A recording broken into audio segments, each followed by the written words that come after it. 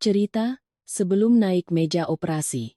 Mertua membatalkan paket perawatan pasca melahirkan senilai 250 juta rupiah untuk liburan ke Korea Selatan. Di tengah kota Jakarta yang mulai dibasahi rintik gerimis awal musim hujan, saya ingin menceritakan kisah hidup saya.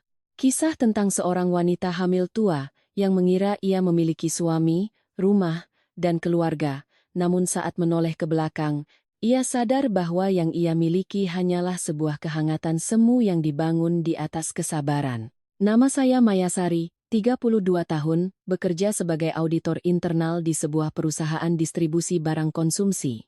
Pekerjaan saya sehari-hari berkutat dengan angka, bukti transaksi, laporan, dan audit yang terkadang terasa sangat kaku. Mungkin karena itu, saya hidup dengan cukup berprinsip dan suka segala sesuatunya jelas dari awal hingga akhir. Namun anehnya, dalam urusan keluarga, saya pernah menjadi orang yang lebih mengandalkan perasaan daripada logika. Saat itu, saya sedang hamil bulan terakhir. Perut ini sudah begitu berat sampai-sampai membawa diri sendiri pun sulit. Berjalan beberapa langkah saja punggung sudah pegal dan kaki kesemutan. Saya tinggal bersama suami saya, Bagus Wijaya, dan ibu mertua saya, Ibu Lastri, di sebuah apartemen di Tangerang Selatan.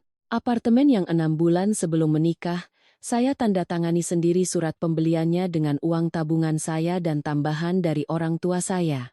Dari luar, semua orang bilang hidup saya beruntung. Suami seorang insinyur proyek, bicaranya santun, perawakannya dewasa.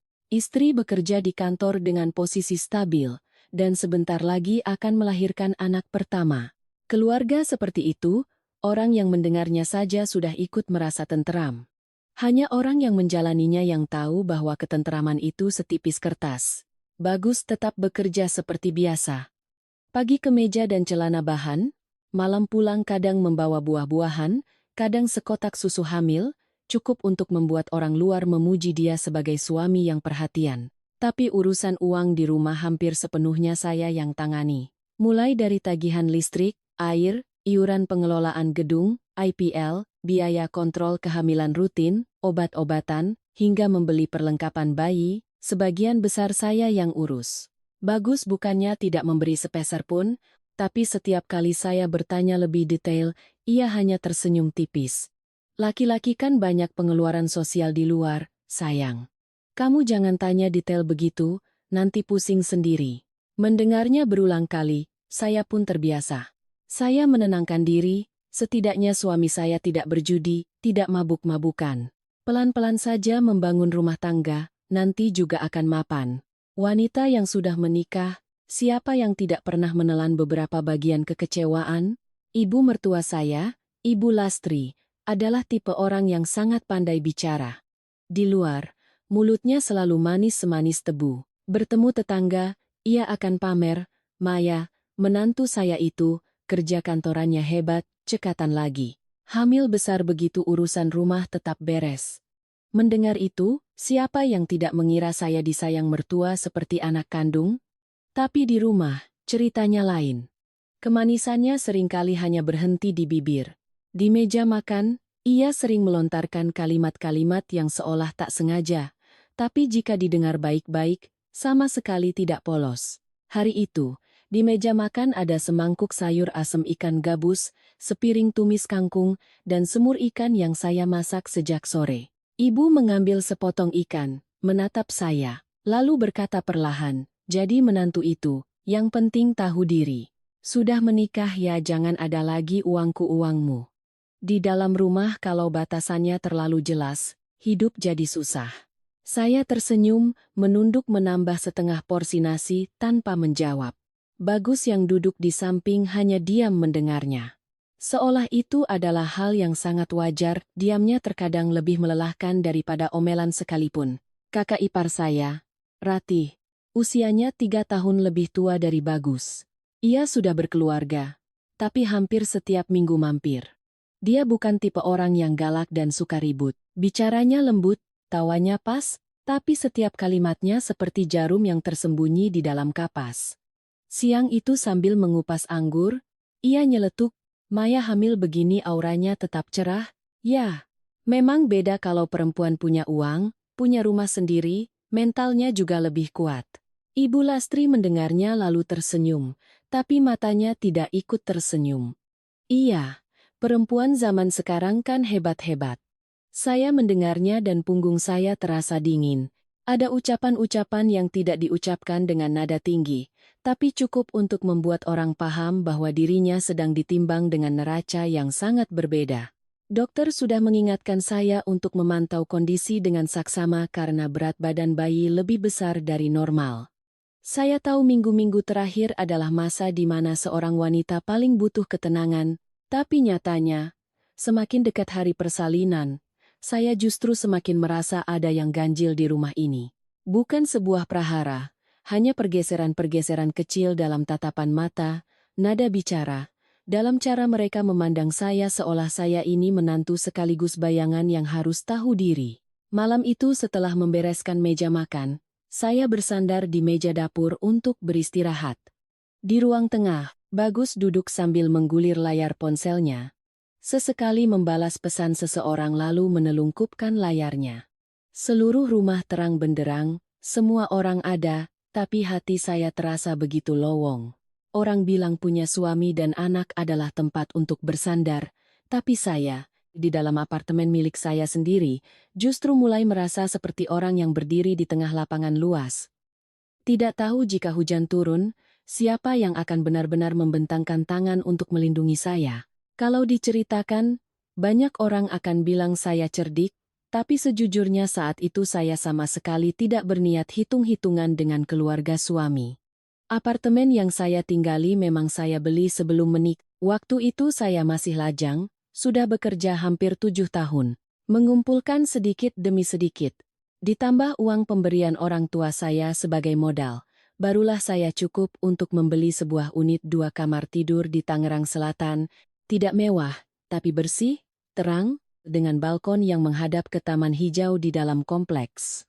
Hari saat saya memegang kunci, saya berdiri lama sekali di ruang tamu yang kosong sambil berpikir, akhirnya hidupku punya tempat untuk pulang.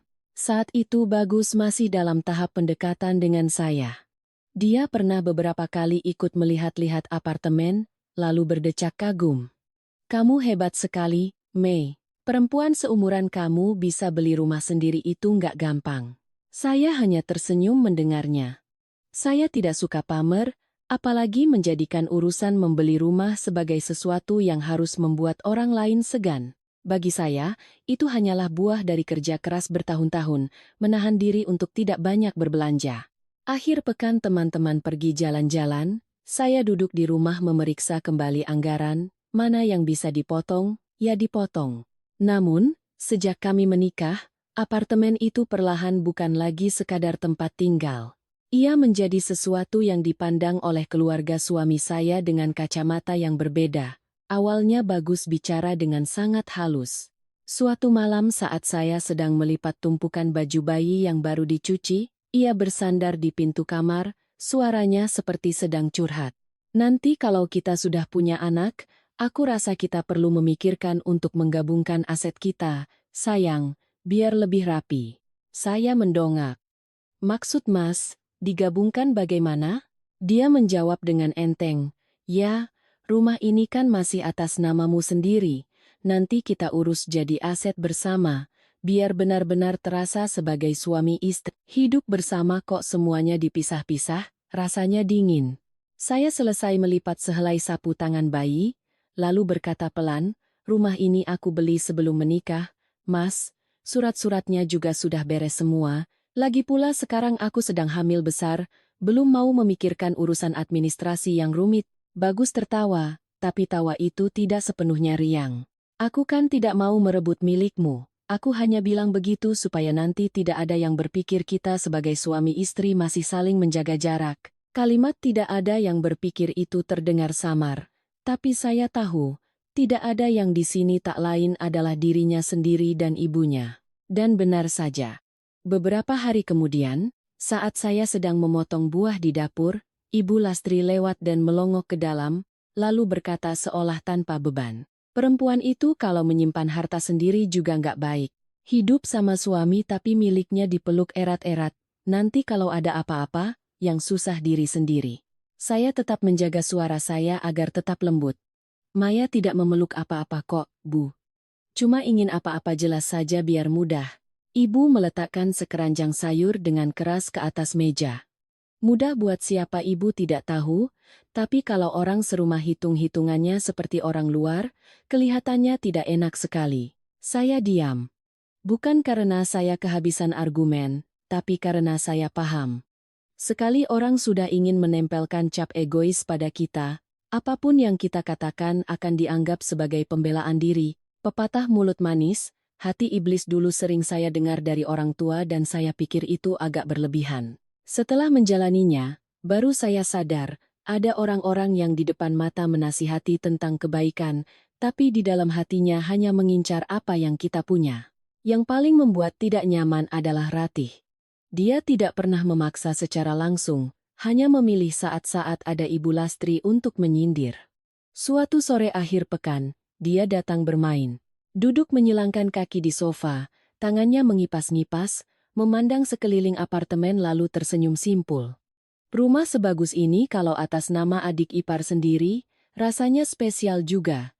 Ya, orang luar yang gak tahu bisa-bisa mengira Bagus numpang di rumah istri. Bagus yang sedang melihat ponsel, mendengar itu dan tertawa canggung. Kakak ini ada-ada saja. Ratih mengangkat bahu. Loh, kakak kan cuma bercanda. Tapi sejujurnya, suami istri itu harusnya seiring sejalan. Kalau terus-terusan bikin garis pemisah, nanti gampang timbul niat yang tidak-tidak. Saya meletakkan segelas es teh di depannya, tersenyum secukupnya. Menurutku, niat baik atau tidak itu datang dari cara hidup, Kak, bukan dari nama di atas sertifikat. Ratih menatap saya, bibirnya masih tersenyum. Kamu bilang begitu ya benar juga, cuma takutnya, benar buat kamu, belum tentu benar buat orang lain.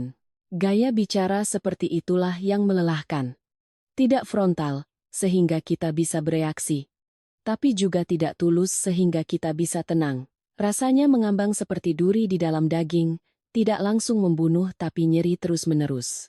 Sebenarnya saya tidak pernah menyembunyikan dokumen apartemen. Perjanjian jual-beli, kwitansi pembayaran, rekening koran, surat terima uang dari orang tua, semuanya saya simpan di satu laci terkunci. Bekerja di bidang saya membuat saya terbiasa.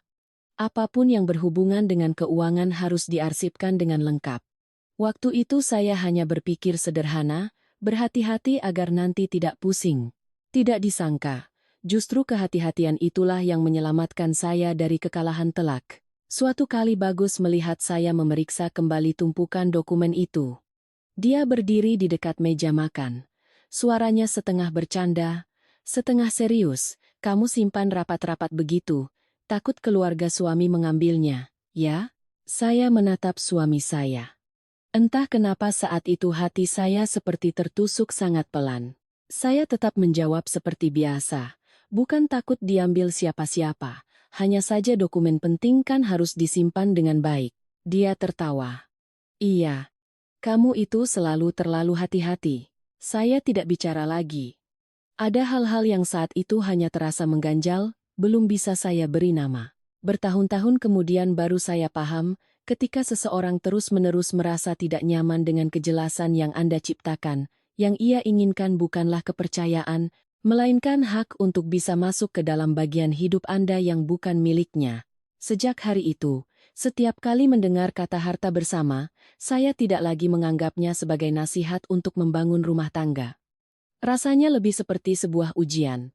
Ujian untuk melihat seberapa lunak saya, seberapa jauh saya bisa bersabar, dan apakah saya bersedia membuka pintu untuk orang lain masuk ke dalam hidup saya dengan mengatasnamakan keluarga. Saya masih belum berdebat. Masih belum membuat keributan. Saya hanya diam-diam mengunci laci dokumen. Memasukkan kuncinya ke dalam tas. Lalu meletakkan tangan di atas perut. Di balkon, senja turun perlahan, cahaya matahari sore menyelinap melalui jendela menjadi seberkas garis kuning tipis. Di dalam rumah yang tenang itu, saya tiba-tiba melihat satu hal dengan sangat jelas.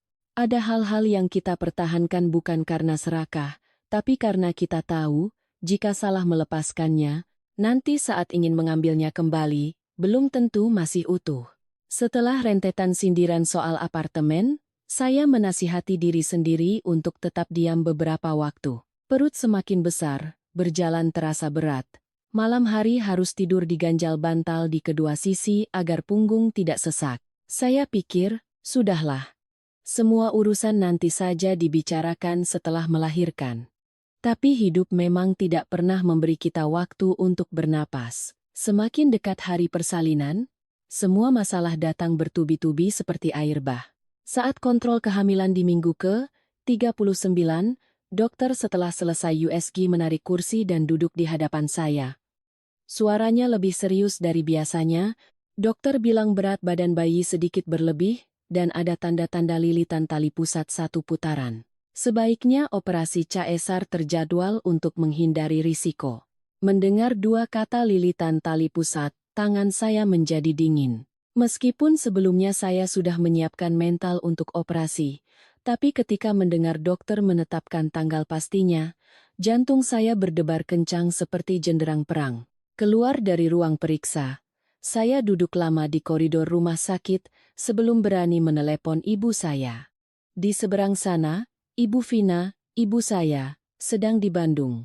Mendengar kabar itu, beliau diam beberapa detik lalu bertanya bertubi-tubi.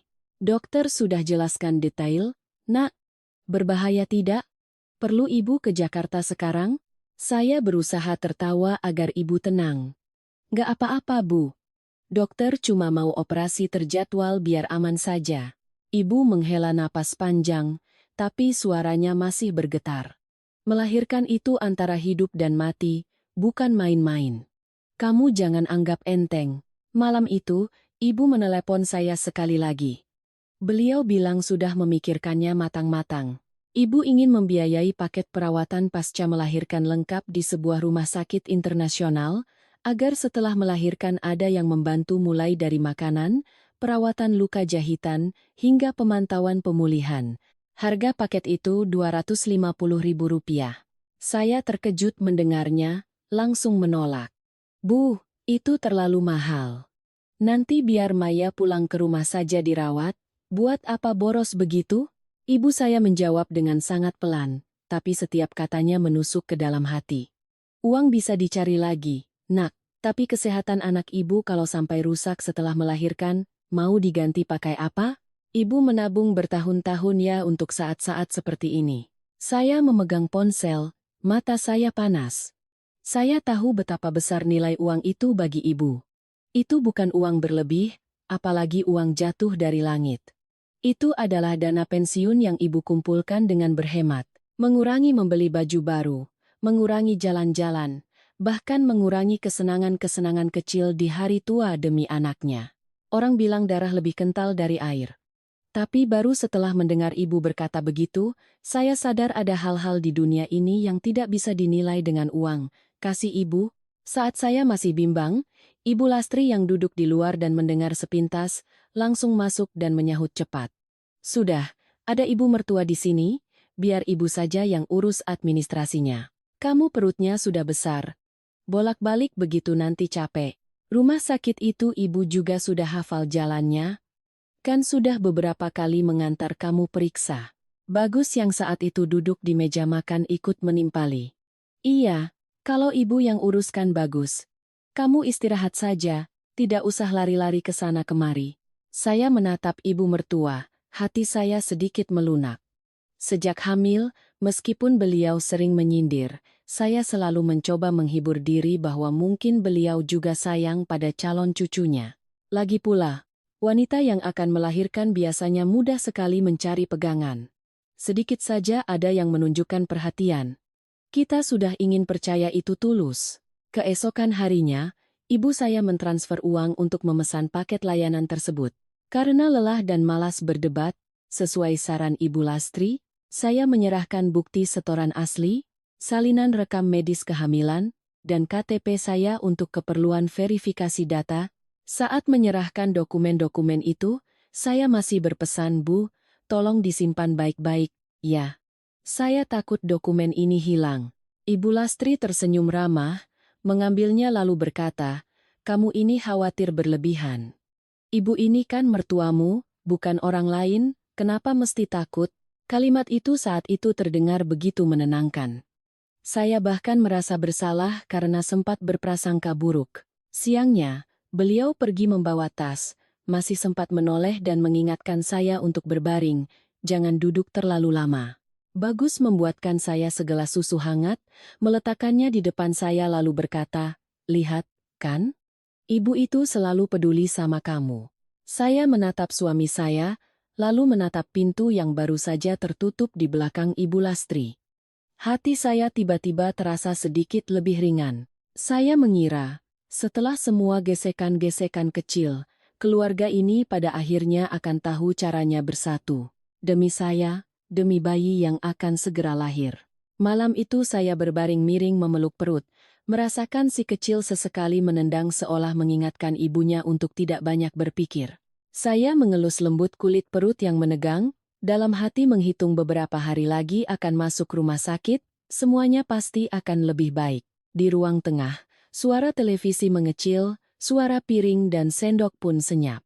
Rumah ini tenggelam dalam keheningan yang membuat orang mudah salah mengira itu adalah kedamaian. Saya tidak pernah menyangka, justru di saat saya merasa paling tenang, perangkap itu sudah terpasang dengan rapi sejak lama. Setelah hari di mana Ibu Lastri mengambil alih pengurusan paket pasca melahirkan, saya pikir semuanya sudah beres. Saya mulai mengemasi kembali pakaian bayi, kain bedong, botol air hangat, dan beberapa barang untuk dibawa ke rumah sakit. Perut yang besar membuat semua gerakan saya melambat. Membungkuk sedikit saja sudah terengah-engah, berdiri lama punggung terasa mau patah.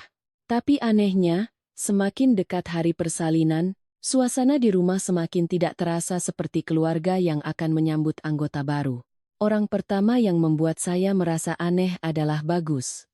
Sebelumnya ia memang sudah jarang membahas soal uang, tapi setidaknya pulang kerja masih mau duduk makan bersama, bertanya beberapa hal basa-basi. Tapi beberapa hari itu, ia seperti orang yang gelisah. Ponsel bergetar sedikit saja, ia langsung bangkit dan pergi ke balkon. Suatu kali, baru makan setengah piring, ponselnya menyala. Ia melirik layar, lalu langsung meletakkan sendok. Saya melihatnya dari belakang, punggungnya menghadap ke arah pagar balkon, suaranya direndahkan hingga nyaris tak terdengar. Sore itu saat ia baru pulang, saya memberikan segelas air hangat lalu bertanya pelan, proyek lagi sibuk sekali ya, Mas? Bagus minum seteguk, menghindari tatapan saya. Iya, akhir kuartal banyak kerjaan. Saya meletakkan tangan di perut, masih menatapnya. Aku lihat Mas sering sekali terima telepon. Alisnya berkerut sangat cepat, lalu ia tersenyum tipis. Namanya juga urusan kerjaan, sayang. Kamu lagi hamil, jangan mikir yang aneh-aneh. Sebuah kalimat yang biasa saja, tapi entah kenapa terdengar seperti pintu yang dibanting di depan wajah saya. Saya tidak bertanya lagi. Ada kalanya seorang wanita tidak butuh jawaban, hanya dengan melihat cara seorang pria menjawab, ia sudah tahu harus diam sampai di mana. Ibu Lastri lain lagi. Beberapa hari sebelumnya masih mengomel soal harga sayuran, tagihan listrik, atau cara saya berjalan yang lambat. Tiba-tiba hari itu, beliau menjadi ceria luar biasa, pagi-pagi membuka lemari memilih-milih baju, lalu menelepon seseorang sambil tertawa-tawa. Sorenya pulang membawa beberapa kantong belanjaan. Beliau tidak bilang membeli apa, hanya membawanya masuk ke kamar. Suatu kali saat saya lewat, saya melihat di atas tempat tidurnya ada kantong plastik berisi beberapa paket kosmetik baru, di sampingnya ada kaos kaki tebal dan sebuah syal yang masih baru. Saya tertegun sejenak. Melihat saya berdiri di pintu, beliau menoleh dengan cepat. Kamu berdiri di situ, ngapain? Saya menunjuk tumpukan barang. Ibu belanja banyak sekali? Beliau tertawa ringan. Tangannya mengelus-elus syal itu. Oh, ini barang diskonan. Lihat murah ya dibeli saja buat stok. Orang tua seperti ibu kan sesekali juga perlu dandan sedikit. Terdengar tidak ada yang salah. Tapi entah kenapa hati saya tetap terasa ganjil. Seseorang yang biasanya ke pasar saja masih menawar harga seikat kangkung, tiba-tiba berbelanja semewah itu, bagaimana mungkin saya tidak curiga? Belum lagi, Ratih mulai lebih sering datang ke rumah. Kadang membawa setandan pisang, kadang sekotak buah pir, lain waktu mampir pas jam makan malam lalu duduk sampai larut. Ia masih berbicara dan tertawa dengan sopan, masih dengan nada lembut yang khas, tapi setiap kalimat yang keluar seperti ada durinya. Suatu kali saat saya sedang mengambil nasi, ia melihat hidangan di meja lalu berdecak. Zaman sekarang melahirkan memang beda sama zaman dulu. Ya, dengar-dengar ada yang sampai beli paket perawatan ratusan juta segala, kan? Saya meletakkan centong nasi, belum sempat menjawab, Ibu Lastri sudah menimpali. Zaman sekarang ini terlalu enak jadi manja. Dulu ibu melahirkan bagus, baru tiduran sehari sudah harus bangun masak nasi, gak ada yang mati tuh. Ratih tertawa. Nah, itu dia. Perempuan zaman dulu baru hebat. Sekarang sedikit-sedikit maunya dilayani, maunya dirawat seperti ratu. Saya duduk, berkata pelan. Setiap zaman kan beda, Kak. Dokter sarankan bagaimana? Ya aku ikuti saja. Ratih menopang dagu menatap saya, bibirnya melengkung. Ya, siapa yang punya uang, dia yang menikmati. Cuma takutnya, boros-boros sekarang, nanti malah bilang keluarga tidak ada yang peduli. Begitu kalimat itu selesai, seluruh meja makan hening. Orang luar mungkin mengira tidak ada apa-apa, tapi orang yang di dalam tahu persis, diam terkadang adalah cara untuk memihak. Malamnya, saya berbaring miring ke kiri agar tidak sesak, tapi di kepala saya terus berputar detail-detail kecil. Bagus yang menerima telepon dengan canggung. Ibu Lastri yang berbohong soal baju dan syal baru. Ratih yang terus-menerus menyinggung soal uang perawatan, seolah sengaja menguji reaksi saya. Semuanya belum menjadi sebuah gambaran utuh, tapi potongan-potongan itu jika digabungkan membuat saya tidak bisa tidur nyenyak. Pekerjaan saya adalah auditor internal, terbiasa melihat anomali sekecil apapun. Dalam pekerjaan, satu angka saja tidak cocok, saya tidak akan bisa mengabaikannya. Tapi di rumah sendiri, saya justru mencoba memaksa diri untuk tidak curiga, tidak berburuk sangka. Benar kata orang, kita bisa sangat rasional terhadap dunia luar, tapi seringkali buta di hadapan orang-orang yang kita sebut keluarga. Malam itu, dari ruang tengah terdengar tawa cekikikan Ibu Lastri dan Ratih. Tidak keras, tidak berisik, hanya cukup untuk menyelinap melalui celah pintu kamar. Saya berbaring menghadap tembok, satu tangan memeluk perut, tangan lainnya menarik selimut hingga ke dada. Si kecil di dalam perut menendang pelan, dan jantung saya tiba-tiba terasa berat. Di dalam rumah yang terang benderang itu, saya mendengar satu hal dengan sangat jelas, ada badai yang tidak diawali dengan guntur dan kilat, melainkan dengan keceriaan yang aneh di wajah orang-orang yang seharusnya paling mengkhawatirkan kita. 3 hari sebelum jadwal operasi, saya hampir tidak peduli lagi pada apapun selain mencoba menjaga mental agar tetap stabil. Saya mengingatkan diri sendiri untuk tidak terlalu banyak berasumsi dari keanehan beberapa hari terakhir. Mungkin pekerjaan bagus memang benar-benar sibuk. Mungkin Ibu Lastri hanya senang karena akan punya cucu. Mungkin juga Ratih sering datang karena penasaran. Belum tentu ada niat buruk. Orang bilang wanita hamil itu sensitif, kadang satu lirikan saja bisa jadi masalah. Saya sudah mencoba menenangkan diri seperti itu. Tapi hidup kadang menampar kita begitu keras hingga kita tidak bisa lagi berpura-pura buta. Sore itu Bagus belum pulang. Saya berjalan dari kamar tidur ke dapur untuk mengambil air hangat. Perut yang berat membuat setiap langkah terasa lambat, jadi begitu sampai di ruang tamu, saya harus bersandar di kursi untuk beristirahat sejenak, dan tepat saat itu, mata saya terpaku pada sesuatu di tengah lantai. Sebuah koper berwarna merah marun, masih baru. Koper itu berdiri di samping meja makan, resletingnya masih mengkilap, tutupnya sedikit terbuka. Di dalamnya ada beberapa setel pakaian yang terlipat rapi, sebuah jaket tipis, beberapa paket kosmetik, dan sepasang sepatu datar yang masih terbungkus kertas. Pemandangan itu begitu jelas menghantam mata saya sampai saya harus berkedip beberapa kali untuk memastikan tidak salah lihat. Ibu Lastri keluar dari kamarnya, tangannya masih memegang sebuah syal. Melihat saya berdiri di sana, beliau tertegun sejenak lalu tertawa seolah tidak ada apa-apa. Loh, kamu kalau jalan hati-hati, dong. Perut sudah sebesar itu jangan gerasak-gerusuk. Saya menunjuk koper itu. Ibu mau pergi kemana? Beliau dengan santai memasukkan syal ke dalam koper. Pergi kemana? Ini ibu lagi beres-beres barang lama saja. Rumah sempit? Kalau tidak dirapikan nanti berantakan. Saya menatap koper yang masih baru itu, di dalam hati muncul perasaan yang sangat sulit dijelaskan.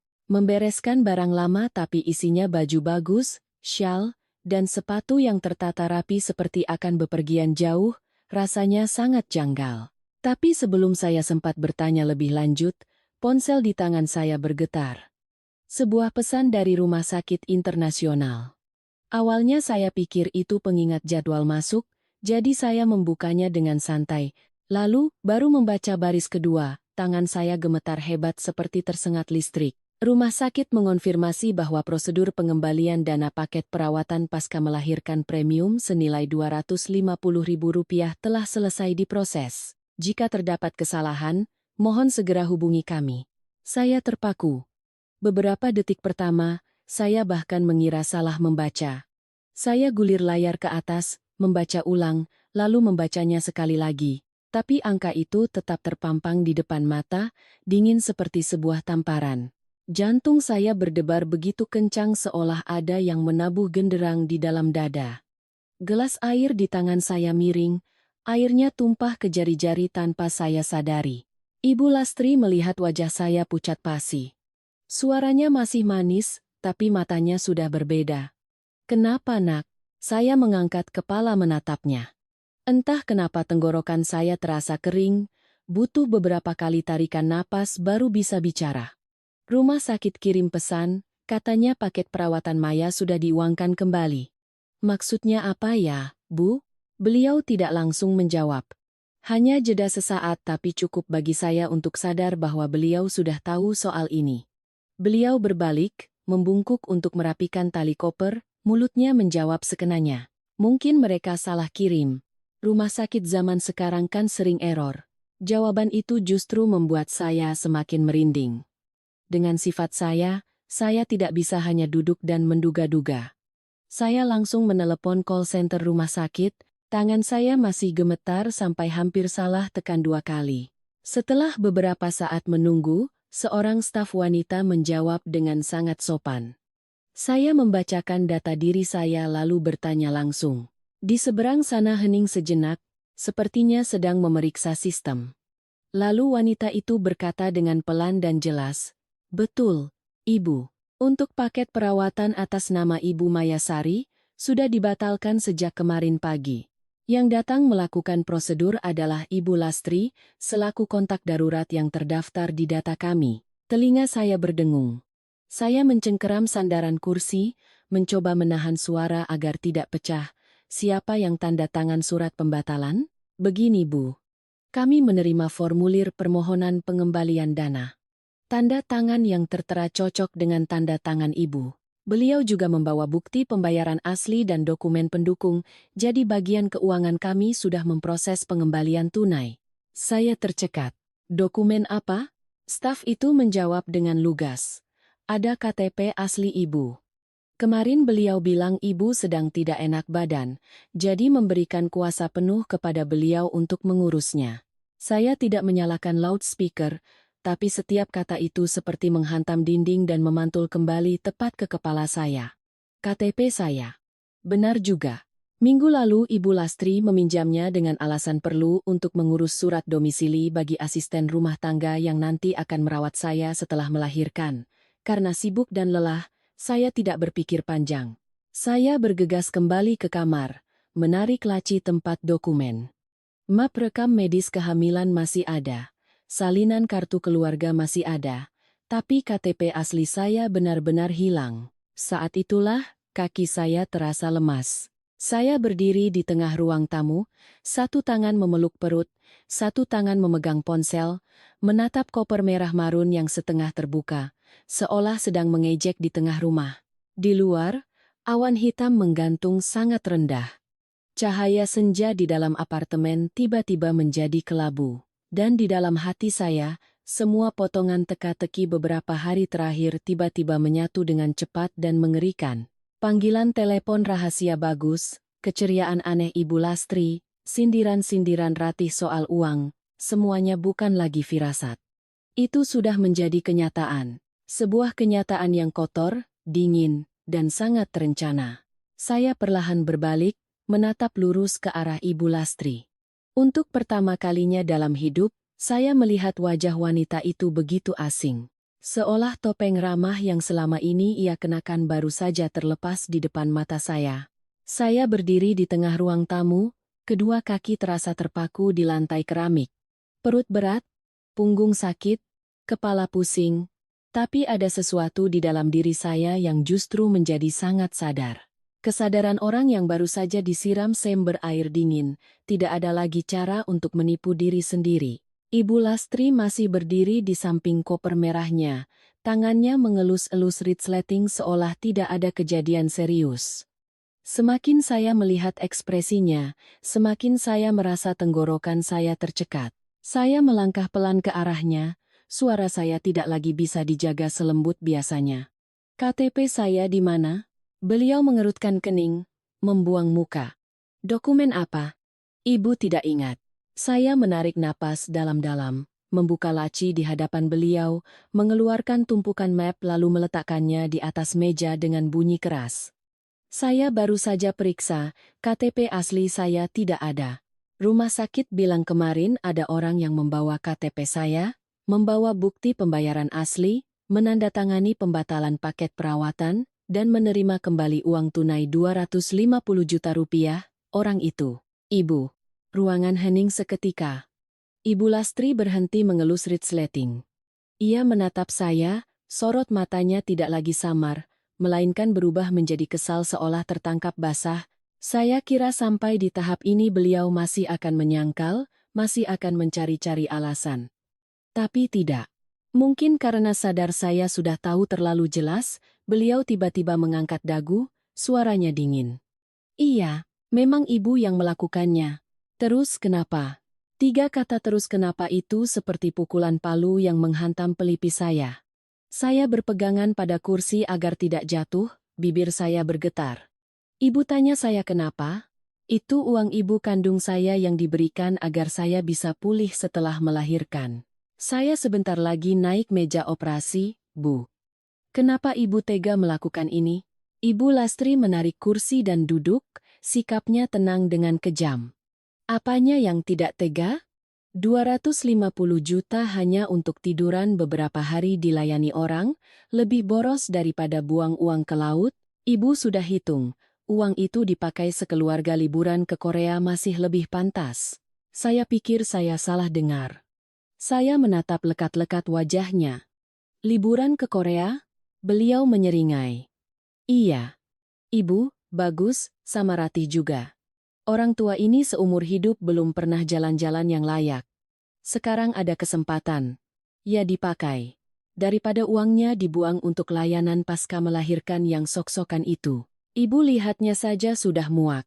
Saya harus berpegangan erat pada meja, agar bisa tetap berdiri. Semua gambaran beberapa hari terakhir kembali membanjiri pikiran saya. Shawl, koper, telepon, sindiran-sindiran, tawa kecil di ruang tamu.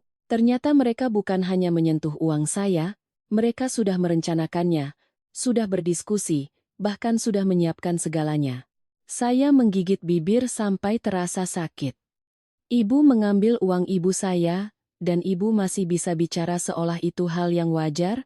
Beliau langsung membalas, suaranya melengking tapi tetap berusaha terdengar superior. "Uang ibumu kan juga masuk ke rumah ini. Kamu itu sudah jadi menantu di sini. Masa apa-apa masih hitungan sama keluarga sendiri? Hidup itu harus tahu diri." Saya menatapnya. Air mata sudah dipelupuk tapi tidak bisa keluar.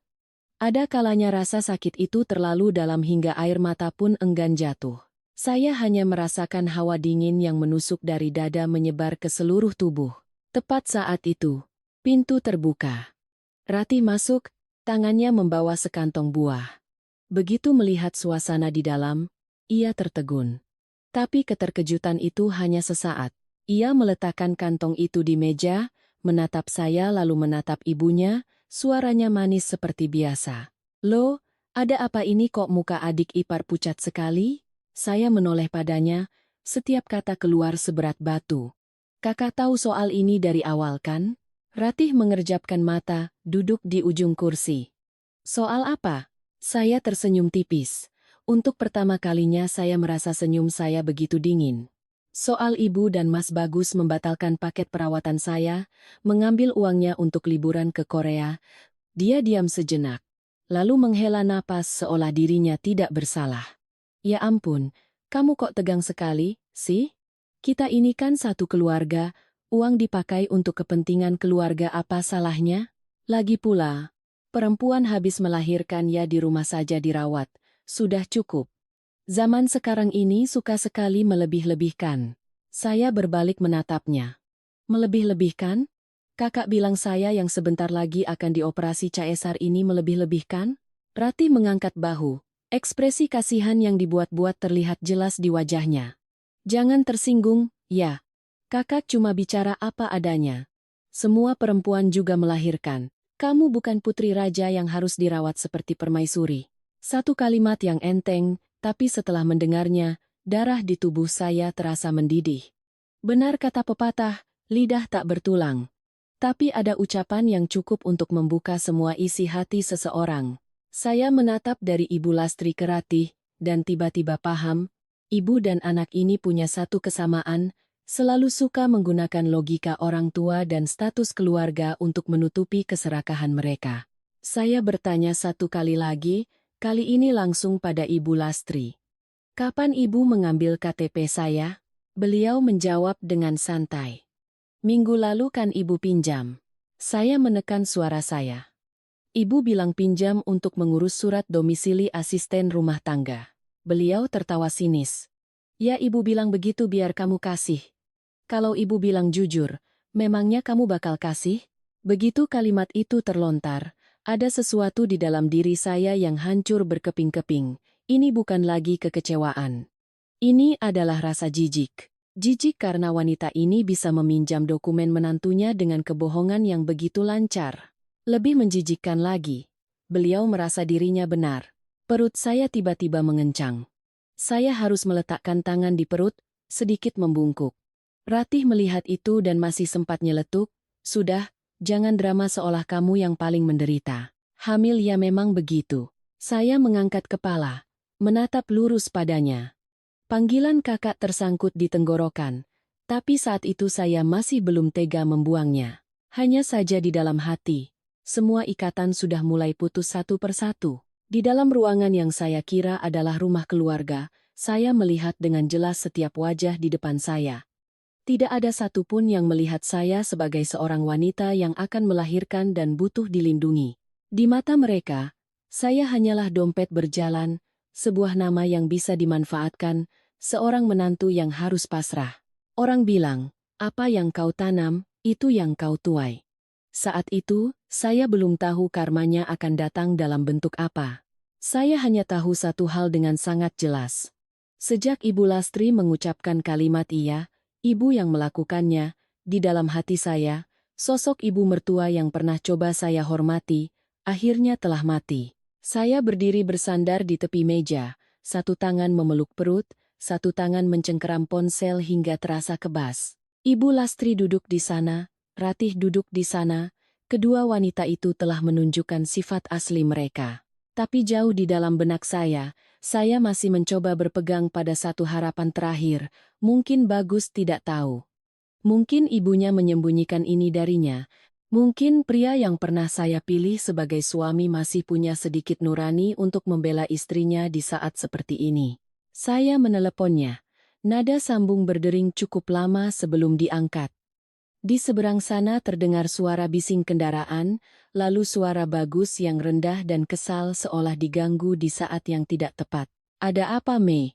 Saya tidak berbasa-basi lagi. Mas sudah tahu soal ibu membatalkan paket perawatan dan mengambil uang 250 juta? Di seberang sana hening total. Hanya beberapa detik. Tapi keheningan itu lebih menakutkan daripada makian sekalipun. Rasanya seperti saat kita tak sengaja menjatuhkan barang pecah belah. Belum terdengar suaranya, tapi kita tahu itu pasti akan pecah. Jantung saya berdebar kencang. Saya menunggu dia menyangkal, menunggu kalimat aku tidak tahu, menunggu sedikit keterkejutan, sedikit kemarahan karena ibunya telah berbuat salah, tapi yang saya dapatkan hanyalah helaan napas pelan, lalu Bagus berkata, "Aku sudah tahu." Mendengarnya, seluruh tubuh saya terasa beku. "Tahu sejak kapan?" "Sejak kemarin, ibu ada bilang sama aku." "Sejak kemarin dan Mas tidak bilang apa-apa sama aku?" "Mas mau tunggu sampai aku selesai melahirkan baru cerita?" "Sekarang kamu lagi hamil, kalau tahu banyak nanti malah khawatir." Saya tertawa. Sebuah tawa kering yang bahkan saya sendiri mendengarnya terasa aneh. "Khawatir?" Pria itu bilang takut saya khawatir, sementara ia sendiri bersekongkol dengan orang yang baru saja merampas dana pemulihan istrinya sendiri sebelum naik meja operasi. Saya bertanya, suara saya bergetar tapi tetap saya tahan. "Mas anggap ini hal yang wajar?" Bagus langsung menjawab seolah sudah menyiapkan skrip. "Bukan wajar atau tidak, tapi kamu juga harus realistis. Hampir 250 juta untuk beberapa hari pasca melahirkan itu berlebihan. Habis lahiran ya pulang ke rumah kita rawat juga bisa. Banyak kok yang lahiran normal atau caisar, tetap bisa urus diri sendiri." Saya memejamkan mata sejenak. Kalimatnya persis seperti nada bicara Ibu Lastri, dari pilihan kata hingga caranya meremehkan penderitaan orang lain. Benar, buah jatuh tak jauh dari pohonnya, tinggal serumah sekian lama, ternyata dia tidak pernah berbeda. "Pulang ke rumah kita?" Saya mengulangi, tenggorokan saya terasa pahit. "Rumah kita yang mana?" "Rumah yang ibumu baru saja pakai uang ibuku untuk liburan itu?" Bagus mulai kehilangan kesabaran. "Kamu jangan bicara begitu dong. Ibu kan cuma mau sekeluarga jalan-jalan biar senang. Orang tua seumur hidup kerja keras. Sekarang ada kesempatan ke luar negeri sekali, memangnya kenapa? Lagi pula turnya sudah dipesan, kalau dibatalkan juga hangus uangnya." Saya membuka mata, menatap lurus ke ruang kosong di depan saya. Setiap kata-katanya jatuh seperti batu yang dilemparkan ke dada saya. Saya berkata perlahan, setiap kata seperti dipaksa keluar dari sela-sela gigi. "Mas baru saja bilang, turnya sudah dipesan?" Bagus terdiam sejenak, lalu keceplosan. "Iya. Besok pagi aku sama ibu berangkat, Kak Ratih juga ikut. Tiket sama hotel sudah beres semua. Sekarang kamu ribut juga apa gunanya? Semuanya jelas. Sejelas-jelasnya hingga tak perlu bukti lain. Bukan ibunya yang mendadak serakah. Bukan kakaknya yang hanya ikut memanas-manasi. Mereka sudah berunding, sudah sepakat, sudah menggunakan uang yang ibu saya berikan untuk bersenang-senang. Tepat di saat saya akan dioperasi. Saya bukan lagi istrinya. Saya hanyalah orang yang ditinggal di rumah agar mereka bisa tenang menyeret koper ke bandara. "Mas Bagus." Saya memanggil namanya. Untuk pertama kalinya, panggilan Mas di mulut saya terasa begitu ringan seperti sehelai rambut yang putus. "Aku tanya satu hal terakhir. Kalau hari ini yang menunggu di operasi itu Kak Ratih, apa kalian tega membatalkan paket perawatannya untuk pergi jalan-jalan?" Dia tampak kesal. "Kamu bandingkannya nggak masuk akal. Kak Ratih itu kakakku." Saya mengangguk. Air mata tidak jatuh tapi hati saya seperti diremas. "Dan aku istrimu," tapi ternyata tidak ada artinya. Di seberang sana hening beberapa detik, lalu suaranya merendah. Bukan melunak, tapi lebih seperti membujuk agar masalah cepat selesai. "Sudah, jangan dibesar-besarkan, nanti habis melahirkan kita bicarakan lagi. Ibu juga perginya tidak lama, 6 hari juga pulang. Kamu istirahat saja, jangan drama." Drama. Dari ibu mertua sampai suami, semua bilang saya drama. Hanya saja tidak ada satupun dari mereka yang mencoba menempatkan diri di posisi seorang wanita hamil tua yang akan dioperasi, lalu kehilangan satu-satunya pegangan dari keluarga suaminya sendiri. Mungkin di mata mereka, saya harus patuh, harus mengerti, harus tahu diri. Tipikal menantu yang baik adalah menantu yang bisa menelan kepahitan. Saya tidak menangis lagi. Aneh. Sampai pada satu titik kepedihan, orang tidak lagi punya tenaga untuk menangis. Saya hanya merasa semua di dalam diri saya mengendap dengan sangat cepat, seperti air mendidih yang apinya tiba-tiba dimatikan. Dari syok, sedih, hingga sesak, semuanya mengerucut menjadi satu titik beku di tengah dada. Saya memandang sekeliling apartemen. Sofa yang saya pilih, meja makan yang saya cicil setengah tahun. Gorden yang saya ukur sendiri, dapur yang saya rawat setiap hari. Semuanya masih sama, masih akrab, tapi tiba-tiba terasa begitu asing. Di dalam rumah yang saya beli sendiri, saya justru menjadi orang yang dikhianati, dibohongi, dan dianggap tidak punya suara. Setelah menutup telepon, Ibu Lastri menatap saya, mengira saya akan mengamuk, akan menangis, akan menelepon ibu saya untuk mengadu. Ratih juga menunggu, ingin melihat saya hancur, tapi saya hanya berdiri diam. Saya meletakkan ponsel di meja, mengelus lembut perut saya, merasakan kontraksi ringan yang datang dan pergi. Di saat itu, saya paham satu hal dengan sangat jelas. Ada orang-orang yang sekali memilih untuk berpihak pada kekejaman, kita tidak perlu lagi menahannya. Menahannya hanya akan melukai tangan kita sendiri. Saya berbalik masuk ke kamar. Di belakang saya, terdengar suara resleting koper ditutup dengan bunyi kering. Dan di dalam hati saya, pernikahan itu sudah saya anggap mati. Tepat di detik saat suami saya memilih tiket pesawat daripada istri dan anaknya. Begitu pintu kamar tertutup, saya duduk di tepi ranjang dengan perasaan seolah seluruh tenaga saya baru saja terkuras habis. Di luar, suara Ibu Lastri dan Ratih masih terdengar riuh, suara resleting koper, suara sandal diseret di lantai. Semuanya terdengar masuk seperti kebisingan yang menyakitkan. Tapi anehnya, kepala saya saat itu justru sangat jernih. Orang bilang wanita kalau terlalu sakit akan menangis. Tapi saya, setelah mendengar langsung pengakuan bagus, air mata saya justru mengering. Saya tidak punya waktu lagi untuk meratapi nasib, saya hanya berpikir satu hal. Apa yang harus saya lakukan sekarang untuk menyelamatkan diri saya dan anak saya? Saya mengambil ponsel. Jari saya sedikit gemetar, tapi kali ini bukan karena panik. Saya membuka kontak dan berhenti di nama Tante Rina.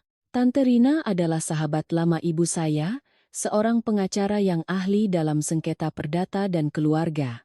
Sejak kecil saya sudah memanggilnya Tante, meskipun beliau dan ibu saya bersahabat seperti saudara. Bertahun-tahun, saya selalu menghormatinya karena cara bicaranya yang tenang, tajam tapi tidak dingin. Biasanya saya jarang mengganggunya, apalagi membawa masalah rumah tangga saya. Tapi sampai di titik ini, saya tahu saya tidak punya pilihan lain. Telepon baru berdering 2 kali, Tante Rina sudah mengangkatnya. Halo, Maya ya? Hanya mendengar suaranya saja, hidung saya sudah terasa panas. Tapi saya berusaha menjaga diri agar tetap tenang. Iya, Tante. Maya ada perlu, penting sekali. Saya bercerita dengan singkat, tidak mengeluh, tidak bertele-tele. Saya hanya mengatakan apa yang telah terjadi. Paket perawatan dibatalkan, uang 250 juta diambil, KTP saya dipinjam dengan alasan palsu. Ibu mertua dan suami saya akan berangkat ke Korea tepat sebelum hari saya dioperasi. Di seberang sana, Tante Rina diam mendengarkan saya sampai selesai. Beliau tidak menyela satu kata pun. Ketika saya selesai, beliau hanya bertanya satu hal. Kamu sudah yakin dengan keputusanmu? Saya menegakkan punggung. Di luar jendela, langit kelabu, awan menggantung berat. Di dalam perut, si kecil bergerak pelan seolah mengingatkan saya untuk tidak lagi berhati lembut. Saya menjawab. Suara saya kecil tapi mantap. Sudah, Tante. Saya mau mengajukan gugatan cerai sepihak. Tante Rina tidak terkejut. Beliau hanya menggumam pelan lalu melanjutkan. Kalau sudah yakin, kita lakukan dengan benar dan lengkap. Yang kedua, kamu mau bagaimana? Saya memandang sekeliling kamar, menatap lemari pakaian, menatap boks bayi yang belum sempat dirakit, lalu berkata pelan, saya mau jual apartemen ini. Bahkan saya sendiri saat mengucapkannya bisa merasakan betapa dingin suara saya. Apartemen itu adalah tempat di mana saya mencurahkan begitu banyak tenaga, tempat yang saya kira akan menjadi rumah bagi keluarga kecil saya. Tapi setelah semua ini, saya tidak ingin kembali ke sana lagi. Tempat yang sudah dikotori oleh keserakahan, tinggal di sana hanya akan menambah luka. Tante Rina bertanya dengan cepat dan tepat sasaran. Rumah dibeli sebelum menikah, atas nama kamu sendiri, dokumennya bersih, kan? Iya, Tante, bersih. Saya masih simpan lengkap kontrak, rekening koran, dan bukti transfernya. Bagus, berarti bisa dijual. Tante kebetulan punya klien yang sedang butuh cepat apartemen di area itu untuk anaknya masuk sekolah baru. Kalau kamu bersedia jual dengan harga sedikit lebih lunak dan membuat surat kuasa khusus, transaksinya bisa berjalan sangat cepat. Saya memejamkan mata sejenak, hati saya sakit seperti dicakar, tapi tidak ada lagi keraguan. Saya berkata, saya setuju. Setelah itu, Tante Rina berpesan agar saya mengambil tangkapan layar semua pesan dari rumah sakit, mencatat waktu kejadian, dan tetap tenang. Jangan berdebat lagi dengan keluarga suami untuk menghindari mereka berbuat nekat. Beliau bilang, apapun yang ada buktinya, simpan. Apapun yang tidak perlu dikatakan, tahan. Saya mendengarkan setiap kalimatnya, dan pikiran saya menjadi semakin jernih. Benar. Di saat paling panik, yang kita butuhkan bukanlah bujukan, melainkan tangan yang cukup tenang untuk menarik kita ke atas. Saya duduk diam sejenak setelah telepon itu, lalu membuka ponsel dan mengambil tangkapan layar pesan pengembalian dana dari rumah sakit, menyimpannya di folder khusus. Saya juga mencatat cepat rentetan waktu di buku catatan. Hari Ibu Lastri meminjam KTP, hari rumah sakit mengirim pesan, jam saya menelepon untuk verifikasi, jam bagus mengakui semuanya. Setiap baris tulisan itu kering dan jelas seperti laporan pekerjaan. Tiba-tiba hati saya menjadi tenang dengan cara yang aneh. Ternyata, saat kita mulai bertindak, rasa takut akan mundur. Para pendengar yang baik, sampai di sini Anda pasti paham mengapa orang bilang di saat terdesak baru kita tahu sifat asli seseorang. Di saat sulit baru terlihat mana yang tulus mana yang palsu. Jika Anda berada di posisi saya, apakah Anda akan memilih untuk bersabar demi menjaga keutuhan rumah tangga, atau akan menyelamatkan diri sendiri sebelum terlambat? Jika ada pemikiran, silakan tinggalkan komentar di bawah, dan jangan lupa dengarkan cerita ini sampai akhir. Karena ada kebenaran yang semakin ke belakang, semakin membuat kita sakit sekaligus sadar. Saya meletakkan ponsel, mengangkat kepala, dan memandang sekeliling apartemen sekali lagi.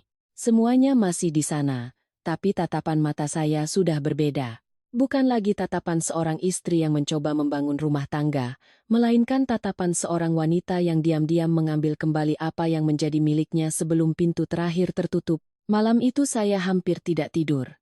Berbaring miring ke kiri sebentar pinggang sudah pegal, berbalik ke kanan perut terasa sesak. Pikiran saya terus berputar karena percakapan dengan Tante Rina, karena wajah dingin Ibu Lastri, karena suara bagus di telepon yang menyebut perjalanan mereka seolah itu hal yang wajar. Saya lelah sekali, tapi hati saya tegang seperti senar gitar. Sekitar pukul 4 pagi, saya mendengar pintu kamar di luar terbuka lalu tertutup pelan. Kemudian terdengar suara sandal diseret, suara roda koper bergesekan dengan lantai keramik. Suara orang berjalan pelan tapi tergesa-gesa. Saya membuka mata, berbaring diam beberapa detik. Seluruh rumah gelap, hanya ada cahaya kuning dari ruang tamu yang menyelinap melalui celah pintu. Saya tidak perlu melihat untuk tahu bahwa mereka benar-benar pergi. Saya perlahan duduk, satu tangan memeluk perut, tangan lainnya berpegangan pada tepi ranjang. Berdiri saja sudah sulit, apalagi berjalan ke pintu kamar.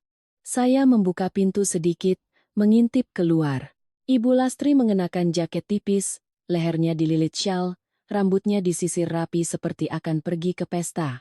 Ratih berdiri di sampingnya menarik koper merah marun itu, sementara Bagus sedang menunduk memeriksa dokumen di dalam tas selempangnya. Tidak satu pun dari mereka yang menoleh ke kamar saya. Di saat itu, saya masih berharap satu hal yang sangat kecil. Semoga Bagus berbalik, masuk untuk melihat istrinya yang hamil besar, dan akan segera melahirkan, dan mengucapkan satu kalimat yang baik. Tapi tidak. Dia hanya memakai sepatu, menutup resleting tasnya seolah tidak ada apapun di rumah ini yang perlu dikhawatirkan. Saat akan melangkah keluar, Ibu Lastri baru bersuara ke arah kamar saya. Nadanya datar seperti memberi perintah pada asisten rumah tangga. Nasi sisa semalam ada di rice cooker, nanti kalau bangun dihangatkan saja. Di rumah diam-diam saja, tunggu kami pulang. Saya terpaku di pintu kamar. Bukan karena saya terkejut lagi, tapi karena sampai di detik terakhir pun beliau masih bisa mengucapkan kalimat itu dengan begitu lancar, seolah meninggalkan menantunya yang akan dioperasi sendirian di rumah adalah hal yang tidak perlu disesali. Seolah saya bukan wanita yang butuh suami dan keluarga di sisinya, melainkan hanya orang yang harus tahu caranya diam, patuh, dan menunggu.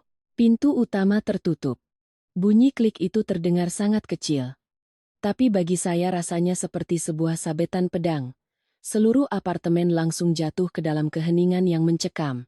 Tidak ada lagi suara orang, tidak ada lagi suara koper, yang tersisa hanya suara AC yang berputar dan detak jantung saya yang berdebar kencang. Lalu rasa sakit itu datang. Awalnya hanya nyeri menusuk di bagian bawah perut yang membuat saya harus berpegangan pada dinding. Saya mencoba menarik napas dalam-dalam, berpikir mungkin ini hanya kontraksi palsu seperti beberapa hari lalu. Tapi belum sampai setengah menit, aliran hangat tiba-tiba mengalir di antara kedua kaki saya, membasahi betis dan lantai keramik. Saya menunduk, pikiran saya kosong beberapa detik, lalu saya langsung sadar. Ketuban saya pecah. Kedua kaki saya gemetar, rasa sakit berikutnya datang lebih hebat.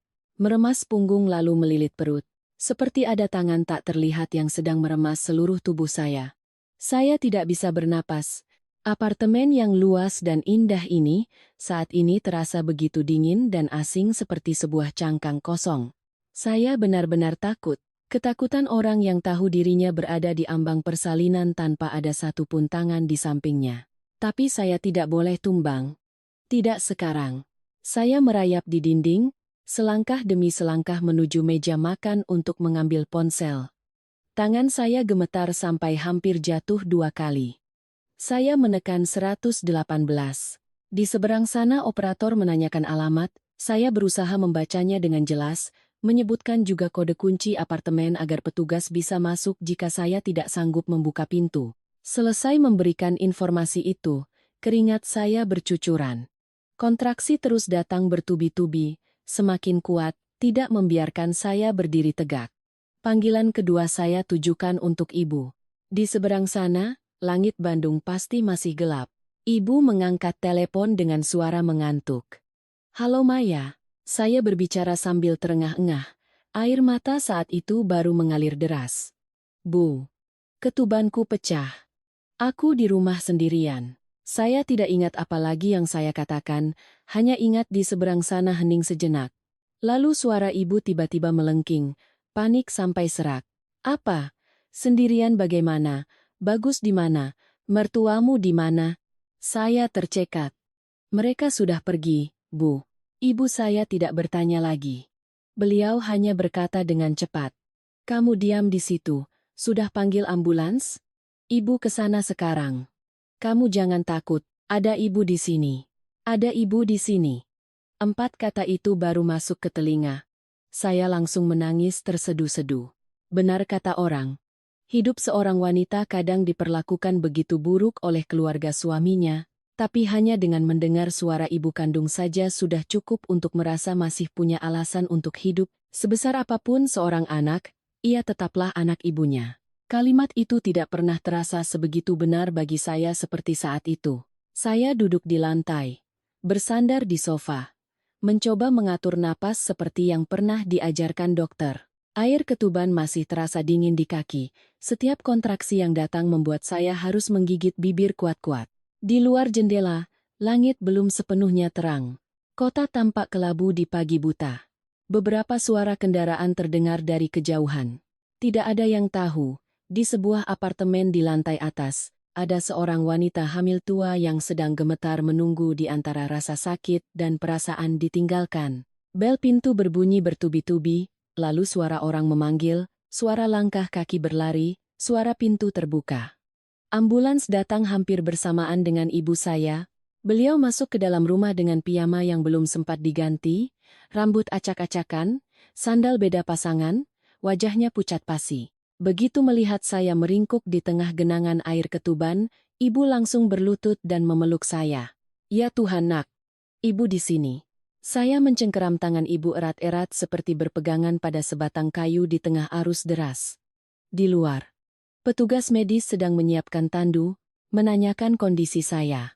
Dan di dalam hati saya, sesuatu baru saja putus sepenuhnya. Bukan lagi harapan, bukan lagi penantian, melainkan bagian terakhir dari apa yang disebut suami istri.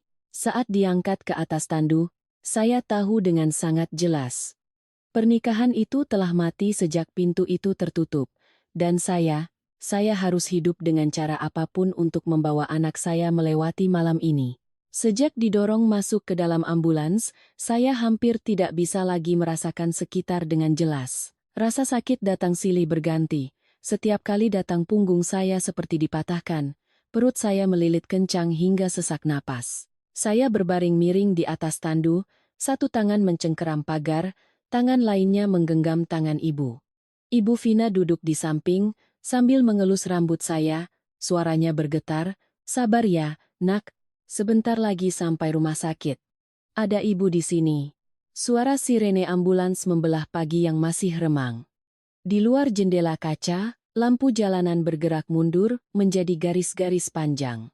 Saya belum pernah merasa jarak dari rumah ke rumah sakit sesingkat sekaligus sepanjang ini. Singkat karena semua terjadi begitu cepat, panjang karena setiap menit yang berlalu terasa seperti menggantung di atas ketakutan yang tak terucap. Tiba di rumah sakit, para perawat dan dokter segera mendorong saya ke ruang gawat darurat kebidanan. Satu orang mengukur tekanan darah, satu lagi memeriksa detak jantung janin, yang lain menanyakan kapan ketuban pecah. Saya mencoba menjawab, tapi suara saya terdengar seperti datang dari kejauhan. Baru ketika seorang dokter menunduk dan berkata dengan sangat jelas, "Kehamilan sudah cukup bulan, ketuban sudah pecah, kita harus segera operasi caesar darurat untuk menghindari risiko pada bayi." Jantung saya terasa mencelos. Dokter itu menoleh dan bertanya, "Keluarga di mana? Siapa yang akan menandatangani surat persetujuan operasi?" Meskipun terbaring di atas brangkar dengan kepala pusing, saya masih mendengar jelas pertanyaan itu. Ada rasa pahit yang melintas sangat cepat. Orang yang seharusnya berdiri di sana adalah suami saya, orang yang seharusnya ikut di dalam ambulans, memegang dokumen-dokumen, dan bertanya pada dokter. Tapi dia entah ada di mana, mungkin di bandara dengan koper yang ia seret sejak subuh. Orang yang maju untuk menandatangani surat itu, pada akhirnya, tetaplah ibu saya. Ibu Vina memegang pulpen dengan tangan yang gemetar hebat. Saya melihat jelas jari-jarinya yang menua, tangan kurus yang terpaksa harus tegar menandatangani surat persetujuan operasi untuk putrinya. Melihat pemandangan itu, tenggorokan saya tercekat. Saya mengulurkan tangan, meraih tangan ibu, dan berkata dengan susah payah, "Bu, jangan kabari Mas Bagus lagi." Ibu menunduk, air matanya menetes. "Iya nak, ibu tahu. Anggap saja keluarga mereka sudah tidak ada lagi." Kalimat itu membuat hati saya nyeri, tapi nyeri itu bukan lagi untuk menahan. Rasanya seperti saat kita memotong sendiri sepotong daging busuk dari tubuh kita. Sesakit apapun, harus dipotong. Jika tidak, racunnya akan menyebar ke seluruh tubuh. Sebelum didorong masuk ke ruang operasi, saya masih sempat melihat wajah ibu untuk terakhir kalinya di luar pintu. Beliau berdiri di sudut, matanya merah. Kedua tangannya tergenggam erat seolah sedang memohon pada Tuhan untuk menyelamatkan anaknya. Seumur hidup, ibu saya memang begitu. Tidak pandai berkata-kata besar, hanya tahu menyayangi anaknya dengan segenap jiwa raganya. Lampu di ruang operasi begitu putih dan dingin. Suara alat-alat medis beradu pelan, suara dokter saling berbicara singkat. Bau antiseptik yang tajam membuat saya mual. Saya dibius spinal. Tubuh bagian bawah perlahan mati rasa. Terbaring di sana, kedua tangan direntangkan, pikiran saya melayang antara sadar dan tidak. Tiba-tiba saya merasa hidup seorang wanita begitu rapuh. Baru kemarin saya sibuk melipat baju bayi, hari ini sudah terbaring di meja operasi, di antara batas hidup dan mati yang setipis helaan napas. Saya memejamkan mata, di kepala saya muncul berbagai macam gambaran. Apartemen di Tangerang Selatan, koper merah itu, suara Ibu Lastri, kebisuan Bagus, wajah panik ibu saat masuk ke rumah, semuanya bercampur aduk seperti arus deras.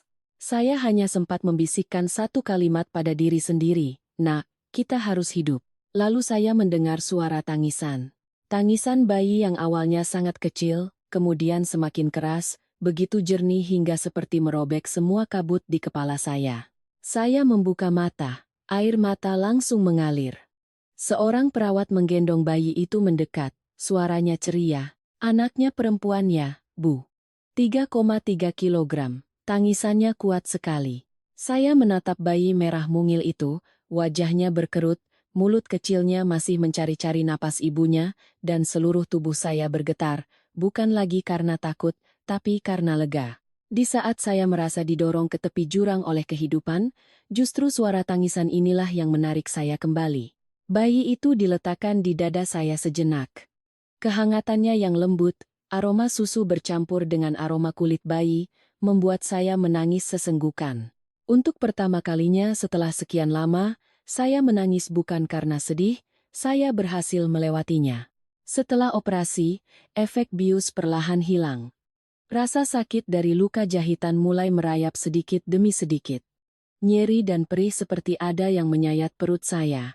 Hanya miring sedikit saja sudah cukup untuk membuat keringat dingin bercucuran. Tapi setiap kali saya melihat ke boks bayi di samping, melihat si kecil terlelap dengan tangan mungilnya terkepal, saya merasa mendapat sedikit kekuatan. Ibu saya hampir tidak pernah meninggalkan saya. Beliau menyuapi saya sesendok demi sesendok bubur, membantu saya duduk, menuntun saya berjalan untuk pertama kalinya setelah operasi. Setiap kali saya meringis kesakitan, ibu mengelus punggung saya. Suaranya lembut. Kuat ya, Nak. Sudah jadi ibu harus kuat. Benar. Sejak saat itu, saya tahu hidup saya telah memasuki babak baru. Saya tidak lagi hidup hanya untuk bersabar demi ketenangan semu. Saya juga bukan lagi wanita yang naif percaya bahwa jika kita baik, semua orang akan baik pada kita. Terbaring di ranjang rumah sakit, perut sakit, badan lemah, menatap putri kecil saya yang tidur nyenyak di samping. Saya paham lebih dari apapun. Mulai sekarang, saya harus hidup untuk anak saya, dan hidup dengan cara yang pantas untuk harga yang baru saja kami bayar demi mempertahankan nyawa ini. Hari kedua setelah operasi, rasa sakitnya semakin terasa. Obat pereda nyeri hanya membantu sebagian. Setiap kali saya berbalik atau mencoba menurunkan kaki dari tempat tidur, rasanya jahitan di perut seperti ditarik kencang. Ibu saya yang duduk di samping setiap beberapa menit bertanya, "Masih sakit sekali, Nak?" Saya bilang sudah lebih baik, tapi kami berdua tahu itu hanya untuk membuatnya tidak terlalu khawatir. Anak saya, yang terbaring di boks bayi transparan di samping tempat tidur, tidur dengan sangat nyenyak. Melihatnya, saya merasa kasihan sekaligus hati saya menjadi semakin tegar. Mungkin menjadi ibu memang seperti itu. Sesakit apapun harus bisa bertahan, karena sejak si kecil menangis untuk pertama kalinya, kita tidak lagi punya hak untuk menyerah. Siang itu, Tante Rina datang ke rumah sakit. Beliau mengenakan setelan kerja berwarna krem, rambutnya disanggul rapi, tangannya membawa sebuah map tipis. Begitu melihat saya, beliau tidak bertanya panjang lebar, hanya melihat sekilas wajah saya lalu berkata, "Masih sakit sekali, ya?" Saya mengangguk pelan. Beliau menarik kursi, duduk di samping tempat tidur, merendahkan suaranya agar hanya saya dan ibu yang mendengar. "Tante sudah hubungi sepasang suami istri yang butuh cepat apartemen di Tangerang Selatan. Anak laki-laki mereka akan masuk sekolah baru, jadi mereka ingin segera pindah." Saya menatapnya, jantung saya berdebar sedikit lebih lambat. Beliau melanjutkan, "Namanya Pak Dika dan Ibu Sinta. Mereka orang baik-baik, bukan tipe makelar tanah yang suka menawar aneh-aneh. Mereka sudah lihat informasi dasarnya dan lokasinya cocok. Kalau dokumennya benar seperti yang kamu bilang dibeli sebelum menikah, atas namamu sendiri, tidak ada utang, mereka bersedia memberikan uang muka dengan cepat." Saya bertanya langsung, "Cepat itu berapa lama, Tante? Hari ini bisa langsung tanda tangan uang muka. Urusan notaris dan balik nama nanti Tante yang urus pakai surat kuasa. Kamu tidak perlu kembali lagi ke apartemen itu." Mendengar kalimat terakhir itu, tenggorokan saya tercekat. Tidak perlu kembali lagi ke apartemen itu. Kalimat yang seharusnya membuat saya sangat sedih, karena tempat itu adalah hasil keringat saya, hasil menabung bertahun-tahun, Rumah pertama yang saya rawat seperti bagian dari hidup saya. Tapi anehnya, saat itu saya hanya merasa lega. Lega seperti orang yang akan melepaskan baju yang sudah terlalu lama berbau apek. Saya menoleh melihat anak saya yang sedang tidur. Pipinya kemerahan. Bibirnya mengerucut. Tangan mungilnya bergerak-gerak dalam mimpi. Saya membayangkan jika saya harus kembali ke apartemen itu, saya akan melihat lagi bayang-bayang orang-orang yang tega menyeret koper untuk bersenang-senang dengan uang pemulihan saya. Apakah seorang anak bisa tumbuh dengan tenang di tempat seperti itu? Saya berkata pada Tante Rina, kali ini tanpa ragu. Saya jual, Tante. Ibu saya, yang sejak tadi diam, menoleh menatap saya. Matanya menunjukkan rasa iba, tapi beliau tidak menghalangi. Beliau hanya meletakkan tangannya di bahu saya, seolah berkata, "Ibu mengerti, ibu mendukungmu." Tante Rina membuka map, menunjukkan kepada saya lembar demi lembar. Surat kuasa khusus agar beliau bisa mewakili saya. Formulir gugatan cerai yang sudah diisi sebagian.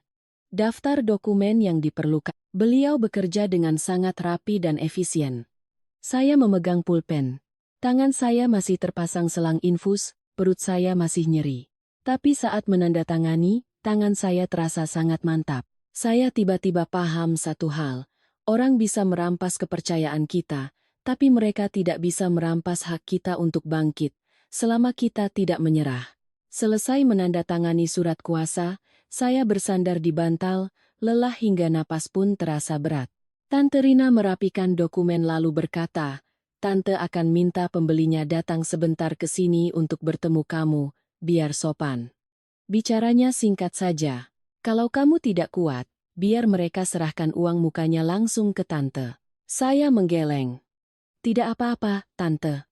Biar saya bertemu langsung." Sore harinya, Pak Dika dan Ibu Sinta datang. Mereka berpakaian sederhana, bicaranya sopan. Masuk ke kamar pasien pun masih merasa tidak enak karena takut mengganggu. Ibu Sinta menatap saya, lalu menatap bayi saya, matanya melembut. "Mbak baru melahirkan, kami datang di saat seperti ini sebenarnya tidak enak sekali. Tapi kami benar-benar butuh cepat." Saya tersenyum tipis. "Tidak apa-apa, Bu. Saya juga ingin semuanya cepat selesai." Pak Dika duduk tegak, bicaranya jelas tanpa basa-basi. "Apartemen Mbak sesuai dengan kebutuhan kami. Kalau dokumennya bersih seperti yang disampaikan Bu Rina, kami akan langsung transfer uang mukanya. Sisanya kita selesaikan sesuai jadwal di notaris." Saya hanya mengangguk, tidak menawar, tidak bertele-tele. Ada hal-hal yang memang tidak boleh ditunda, karena semakin lama, hati kita bisa semakin goyah. Saat mereka sedang berbicara dengan Tante Rina soal prosedur, saya membuka ponsel.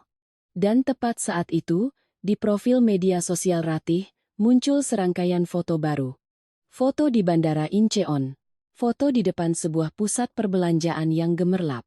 Foto mereka sekeluarga duduk di meja barbeque sambil tertawa riang. Ibu Lastri mengenakan syal yang saya lihat tempo hari, tangannya menenteng tas belanjaan, wajahnya berseri-seri seperti baru menang undian. Di bawah foto, Ratih menulis keterangan singkat.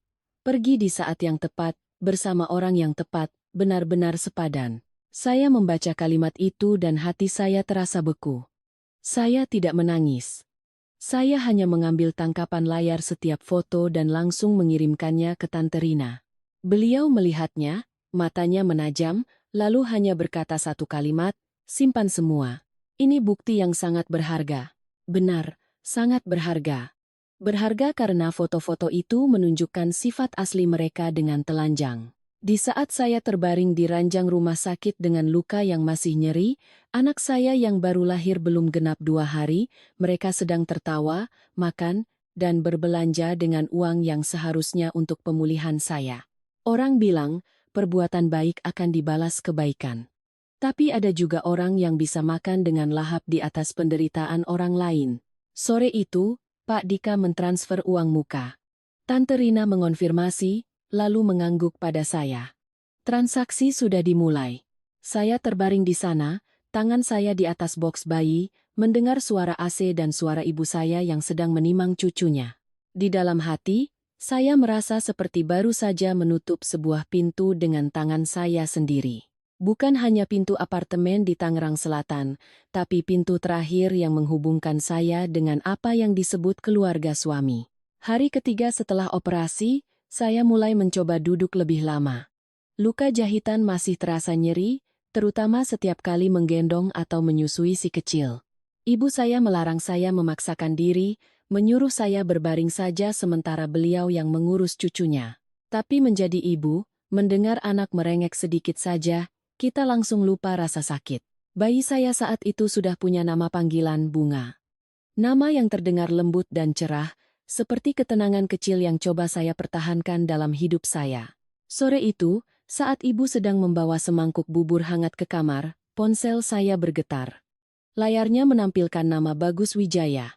Saya menatapnya beberapa detik, entah kenapa. Sampai saat itu pun, di dalam hati saya masih ada secuil harapan. Mungkin dia menelepon untuk bertanya bagaimana keadaan Bunga, bagaimana keadaan saya, apakah lukanya masih sakit. Satu kalimat saja, setidaknya itu menunjukkan dia masih ingat bahwa dia adalah seorang suami dan ayah. Saya menerima panggilan video itu. Layar menampilkan wajah Bagus. Di belakangnya ada lampu-lampu terang dan papan nama berbahasa Korea. Dia memakai jaket baru, rambutnya tertata rapi. Jelas sekali dia sedang berada di luar, mungkin di sebuah pusat perbelanjaan. Suara orang tertawa dan berbicara di sekitarnya begitu riuh. Dia menatap saya sekilas, lalu melirik ke arah boks tempat Bunga tidur. "Anaknya baik-baik saja?" tanyanya. Nadanya acuh tak acuh, seolah hanya bertanya formalitas. Belum sempat saya jawab, dia langsung melanjutkan. "Kamu jangan lama-lama di rumah sakit ya, mahal. Kalau dokter sudah izinkan pulang, cepat pulang saja." Kata ibu, "Di rumah juga bisa dirawat. Buat apa lama-lama di sana?" Saya tertegun. 3 hari setelah melahirkan, setelah melewati operasi darurat, badan saya bahkan belum bisa duduk dengan nyaman, anak saya masih merah.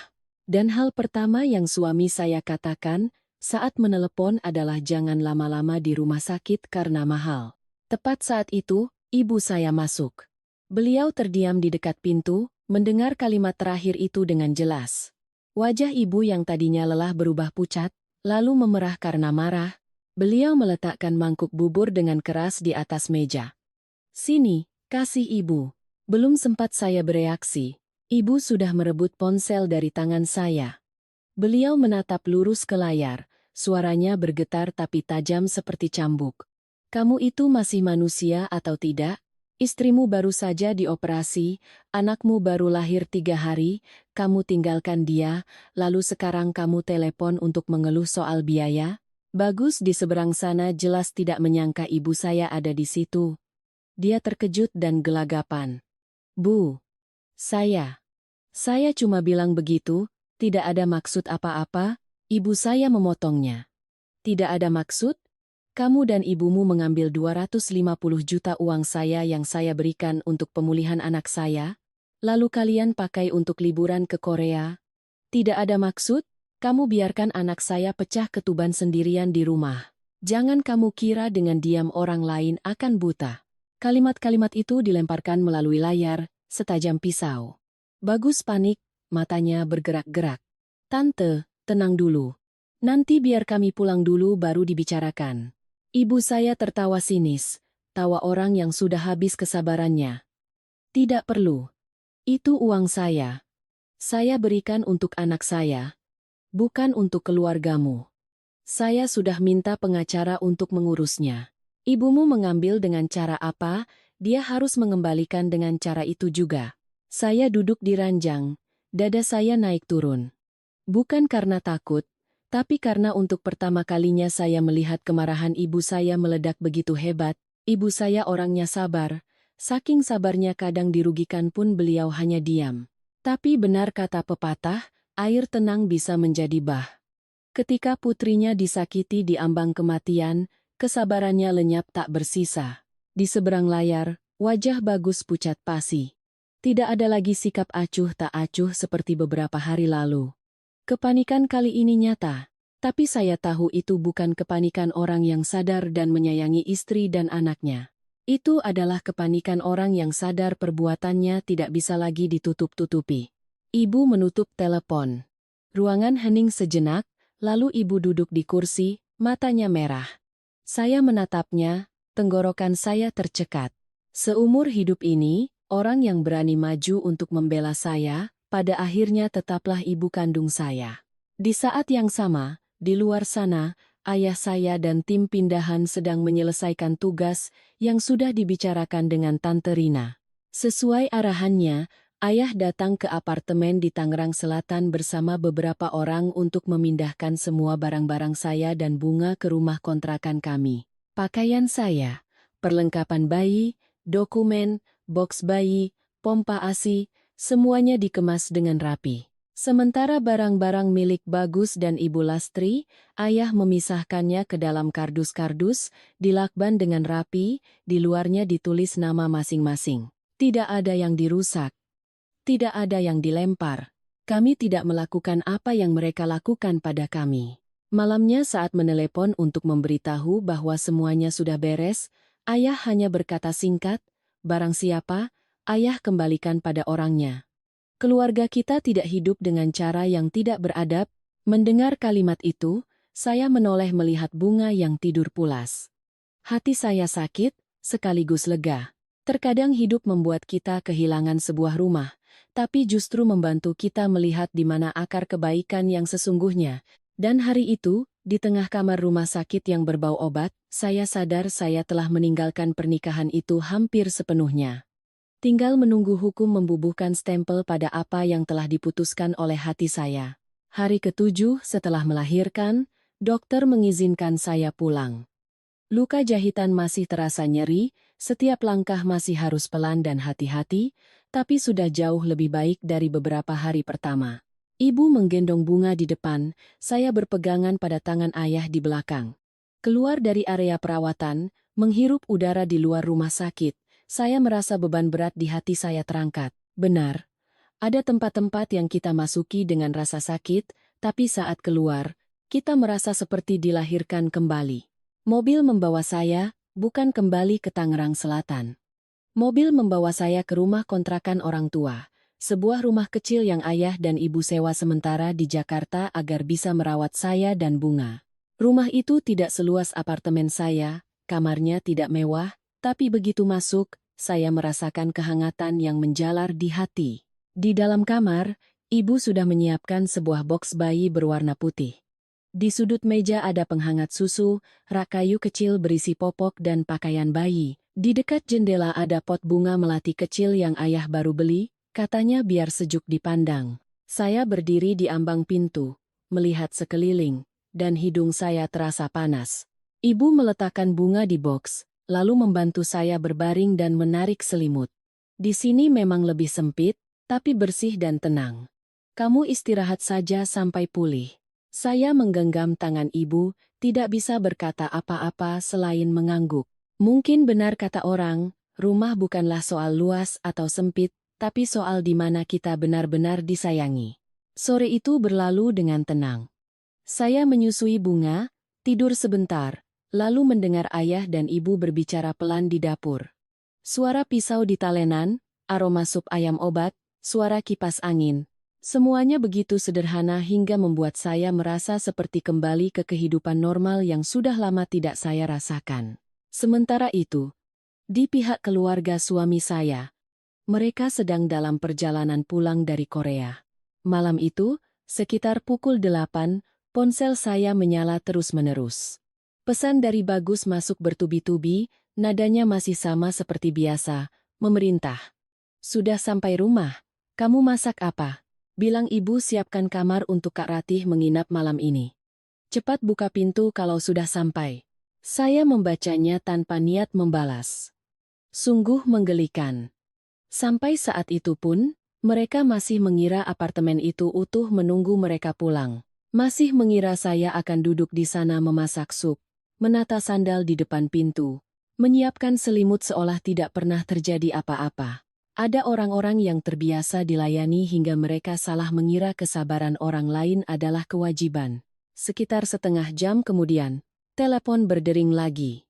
Kali ini bukan pesan, Tapi panggilan dari Bagus. Saya tidak mengangkatnya. Beberapa menit kemudian, panggilan dari Ibu Lastri, lalu dari Ratih. 3 nama itu muncul bergantian seperti sebuah pertunjukan komedi yang panik. Saya menatap layar, hati saya tenang. Nantinya, Satpam Gedunglah yang menceritakan kejadian malam itu kepada Tante Rina, lalu Tante Rina menceritakannya pada saya. Malam itu, mereka bertiga menyeret koper dan menenteng tas belanjaan dari bandara, masih sambil tertawa. Sampai di depan pintu, Bagus memasukkan kode kunci seperti biasa, tapi pintu tidak terbuka. Dia mencoba lagi, dan lagi. Tetap tidak bisa, Ibu Lastri yang tidak sabar mendorongnya, mencoba menekan kode sambil menggerutu. Kunci ini dari kemarin sudah aneh, tidak diperbaiki. Karena tidak berhasil, beliau mulai menggedor pintu kayu itu dengan keras. Suaranya begitu kencang sampai beberapa tetangga membuka pintu untuk melihat. Ratih saat itu mungkin baru sadar ada yang tidak beres, tapi masih mencoba tenang. Mungkin Maya ganti kodenya tapi tidak bilang. Ibu Lastri membentak, berani-beraninya dia. Dan tepat saat itu, pintu terbuka. Yang berdiri di dalam bukan saya, melainkan Pak Dika, pemilik baru apartemen itu. Beliau mengenakan kaos abu-abu, tangannya masih berdebu cat, di belakangnya terdengar suara bor. Di dalam rumah masih berantakan. Ada terpal, kaleng cat, kardus-kardus di sudut. Suasana renovasi begitu jelas hingga tidak ada yang bisa bilang itu salah rumah. Menurut cerita Pak Dika, Bagus terpaku beberapa detik seperti orang yang kehilangan tulang punggung. Sementara Ibu Lastri langsung maju. "Kalian siapa? Kenapa ada di rumah saya?" Pak Dika mengerutkan kening, menjawab singkat. "Ibu salah. Apartemen ini sudah saya beli secara sah, baru saja serah terima." Lalu beliau memanggil istrinya untuk membawa fotokopian akta jual beli. Ibu Sinta datang, dengan sopan tapi tegas menunjukkan dokumen itu pada mereka. Semuanya begitu jelas dan menyakitkan. Nama saya sebagai penjual, nama mereka sebagai pembeli, tanda tangan, stempel notaris, tanggal serah terima, semuanya lengkap. Di koridor lantai itu, kebenaran terasa seperti tamparan di siang bolong. Ratih adalah yang pertama mundur. Dia menarik tasnya, bersembunyi di belakang suaminya, matanya bergerak liar seolah tidak mau terlibat. Sementara Ibu Lastri benar-benar mengamuk. Beliau maju, merebut dokumen itu, merobeknya di depan semua orang sambil berteriak, "Dia itu menantu saya. Dia jual rumah tanpa izin mertuanya, dia merebut tempat tinggal keluarga saya." Tapi semakin beliau berteriak, semakin terlihat betapa lemah posisinya, karena rumah itu, dari awal sampai akhir, tidak pernah menjadi miliknya. Mendengar cerita itu, saya yang duduk di ranjang di rumah kontrakan, memeluk anak saya, tidak bisa tertawa. Saya hanya merasakan sesuatu yang aneh di dalam hati. Bukan rasa puas, melainkan sebuah keadilan yang datang tepat pada waktunya.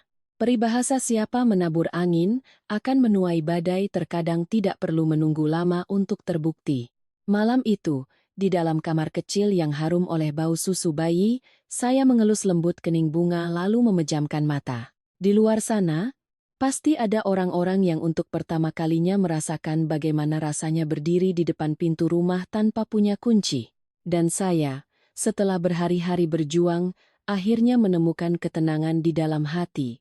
Malam itu, setelah tahu Ibu Lastri merobek surat perjanjian di koridor dan berteriak pada pemilik baru, saya tidak lagi merasa gemetar seperti sebelumnya. Saya hanya menggendong bunga, bersandar di kepala ranjang, mendengarkannya bernapas pelan mencari susu. Hati saya begitu tenang. Ketenangan orang yang telah melewati puncak kepedihan dan kini melihat segalanya dengan kacamata yang berbeda. Mungkin sejak saya terbaring di atas tandu di tengah genangan air ketuban, bagian terlemah dalam diri saya telah mati. Ponsel bergetar lagi. Kali ini Bagus yang menelepon, bukan hanya sekali, tapi 7 atau 8 kali berturut-turut. Layar menyala lalu mati, lalu menyala lagi. Saya membiarkannya sejenak, ibu saya menoleh dan bertanya pelan, "Mau diangkat, nak?" Saya diam beberapa detik, lalu mengangguk. Maya angkat, tapi pakai loudspeaker. Ibu meletakkan bantal di punggung saya agar saya bisa duduk dengan lebih nyaman. Ayah saya yang baru masuk dari teras, Mendengar itu dan berdiri bersandar di pintu, wajahnya datar. Saya menarik napas, lalu menerima panggilan itu. Di seberang sana, suara Bagus langsung meledak, tidak ada lagi nada tenang seperti biasanya, melainkan gusar dan marah. Maya, kamu ini ngapain? Hah? Rumahnya mana? Kenapa ada orang asing di dalam? Saya menatap putri kecil di pangkuan saya. Suara saya begitu tenang hingga saya sendiri terkejut. Apartemen itu sudah saya jual. Di seberang sana hening sejenak, lalu Bagus hampir berteriak. Kamu gila. Siapa yang izinkan kamu menjualnya? Itu rumah kita, rumah suami istri. Saya tidak langsung menjawab. Saya biarkan kalimatnya selesai, baru saya berkata perlahan, setiap kata ditekan. Mas, dengar baik-baik. Apartemen itu atas nama saya beli sebelum kita menikah. Uangnya dari tabungan saya dan bantuan orang tua saya. Saya menjualnya adalah hak saya. Mungkin Bagus tidak menyangka saya akan bicara setegas itu. Dia tergagap. Tapi kan kita sudah menikah? Itu kan jadi tempat tinggal keluarga? Saya tersenyum sangat tipis. Tempat tinggal mungkin iya, tapi hak milik tidak. Jangan samakan dua hal itu lagi. Tepat saat itu, suara Ibu Lastri menyela dari belakang, melengking dan penuh amarah. Maya, kamu jangan kurang ajar ya. Jual rumah tidak bilang mertua. Kamu pikir kamu siapa? Saya mengangkat kepala, menatap lurus ke kegelapan di luar jendela. Kali ini saya tidak lagi memanggilnya ibu. Saya tidak perlu bertanya pada Anda soal aset sah milik saya. Di seberang sana hening beberapa detik. Mungkin beliau sendiri tidak menyangka saya akan mengubah panggilan secepat itu. Beberapa hari yang lalu, saya masih memanggilnya ibu, masih bersabar, masih menelan semua kekesalan demi menjaga kedamaian. Tapi setelah semua yang mereka lakukan, saya tidak bisa lagi menggunakan panggilan yang sopan untuk orang yang telah memperlakukan saya seperti itu. Ibu Lastri berteriak, kamu itu menantu di sini. Sudah menikah masih saja hitung-hitungan. Perempuan egois seperti kamu nanti kena karma. Saya mengelus lembut tangan kecil bunga yang terkepal, suara saya tetap datar. Yang akan kena karma bukan saya. Orang yang mengambil uang pemulihan seorang ibu yang baru melahirkan untuk jalan-jalanlah yang seharusnya takut. Di seberang sana tiba-tiba senyap. Saya mendengar samar-samar suara bisik-bisik, mungkin Ratih sedang menenangkan ibunya. Tapi kemudian Ratih sendiri ikut bicara, suaranya tidak lagi semanis biasanya, melainkan terdengar kesal. Kamu besar-besarkan masalah ini memangnya dapat apa, sih, Mei? Baru melahirkan kok sudah perhitungan begitu. Nanti orang lain lihat juga akan mencibir. Saya langsung menjawab, kakak tenang saja. Orang mau mencibir saya atau tidak, itu urusan saya. Tapi urusan kakak dan ibu kakak, biar hukum yang menentukan. Saya mendengar Bagus di seberang sana menarik napas, lalu suaranya merendah, kembali ke gaya membujuk seperti biasa. Sudah, Mei, kita pulang, kita bicara baik-baik. Kamu di mana sekarang? Biar aku jemput kamu sama anak. Saya tertawa. Kali ini tawa sungguhan, tapi begitu pahit hingga bibir saya terasa keluh. Pulang kemana? Pulang ke tempat di mana kamu membiarkan ibumu mengambil uang ibuku? Pulang ke rumah di mana pagi hari aku pecah ketuban, dan kamu menyeret koper ke bandara? Jangan bicara seolah kita masih punya jalan untuk kembali. Dia diam beberapa detik, masih mencoba. Bagaimanapun juga, kita kan suami istri. Saya memotongnya. Suami istri itu saat aku akan dioperasi. Kamu ada di sampingku. Suami istri itu saat anakmu lahir. Kamu ada di sana. Tapi kamu memilih pergi ke Korea dengan uang perawatan kami. Sejak saat itu, antara aku dan kamu tidak ada lagi yang perlu dibicarakan dengan dasar perasaan. Di dalam kamar, ibu saya membuang muka menyeka air mata. Ayah saya masih berdiri diam, tapi rahangnya mengeras. Saya tahu mereka kasihan pada saya, tapi saya juga tahu kali ini mereka tidak perlu lagi membela saya, karena saya sudah cukup kuat untuk berbicara demi hidup saya sendiri. Saya melanjutkan.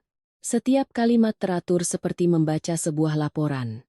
Barang-barangmu dan Ibu Lastri sudah saya pisahkan, dikemas rapi di dalam kardus dan dititipkan di gudang penyimpanan. alamat gudang dan surat penitipannya nanti akan dikirimkan oleh pengacara saya. Saya tidak membuang satu barang pun milik kalian, karena saya tidak hidup seperti kalian. Di seberang sana, Bagus menghela napas, sepertinya baru sadar bahwa semuanya benar-benar sudah berakhir. Kamu, sudah ajukan gugatan cerai? Sudah. Satu kata saja. Tapi saya tahu itu menghantam mereka lebih keras daripada makian apapun. Ibu Lastri merebut telepon lagi. Suaranya serak karena marah. Kamu berani-beraninya ceraikan anakku? Kamu pikir kamu hebat? Perempuan janda bawa anak. Lihat saja nanti siapa yang mau. Saya mengelus pelan punggung Bunga, menjawab dengan sangat perlahan. Saya tidak butuh siapa-siapa. Saya hanya butuh hidup dengan baik bersama anak saya. Lalu saya menutup telepon. Tidak ada lagi peringatan, tidak ada lagi perdebatan, tidak ada lagi saling berteriak untuk melampiaskan amarah. Saya memblokir nomor Bagus, Ibu Lastri, dan juga Ratih. Layar ponsel menjadi sunyi. Di luar sana, mereka mungkin masih berdiri di koridor atau sedang menyeret koper menuruni tangga di bawah tatapan para tetangga dan teguran satpam. Tapi semua itu, sejak detik itu, bukan lagi urusan saya. Saya meletakkan ponsel di meja, menunduk menatap Bunga yang tidur nyenyak di pangkuan saya. Wajahnya yang mungil begitu damai, seolah tidak tahu ada badai yang baru saja menerpa kehidupan ibunya. Saya menempelkan pipi saya ke rambutnya, memejamkan mata. Di dalam hati, bukannya tidak sakit, tapi rasa sakit itu kini sudah punya bentuk, punya nama, dan telah ditempatkan pada tempatnya. Malam itu, saat mendengar ibu bercerita bahwa Satpam telah meminta keluarga suami saya meninggalkan gedung dan mereka harus mencari penginapan, saya tidak merasa puas. Saya hanya melihat satu hal dengan sangat jelas. Ada orang yang seumur hidup terbiasa menginjak orang lain, baru ketika hidup menutup pintu di depan wajah mereka, mereka paham apa artinya kehilangan muka. Dan saya, setelah menutup pintu itu dengan tangan saya sendiri, akhirnya mendapatkan kembali hal yang paling penting, hak untuk menentukan jalan hidup saya. Setelah telepon malam itu, Bagus tidak lagi mencari saya. Mungkin dia sadar semua pintu sudah tertutup. Tapi itu bukan berarti mereka menyerah. Beberapa hari kemudian, Tante Rina memberitahu saya bahwa Bagus telah menandatangani surat cerai dengan cukup cepat. Terdengar seolah dia masih punya sedikit harga diri, tapi sebenarnya tidak. Dia menandatanganinya karena tahu pernikahan itu tidak bisa diselamatkan lagi. Yang masih ingin mereka selamatkan adalah uang. Benar dugaan saya. Ibu Lastri dan Bagus mulai mengajukan gugatan sengketa atas uang hasil penjualan apartemen dengan dalih bahwa itu adalah harta bersama yang terbentuk selama masa pernikahan, sehingga saya tidak berhak menjualnya sepihak. Tidak hanya itu, mereka juga menyangkal telah mengambil uang 250 juta rupiah itu. Ibu Lastri dengan cepat memutarbalikkan fakta, mengatakan bahwa saya dengan sukarela memberikan uang itu sebagai hadiah agar beliau bisa berlibur, sebagai ucapan terima kasih karena telah merawat saya selama hamil. Mendengar itu, saya hanya bisa tertawa. Benar, lidah tak bertulang. Tapi ada orang yang bahkan saat sudah tenggelam pun masih terbiasa berbohong. Selain di jalur hukum, mereka juga membuka front line, keluarga besar.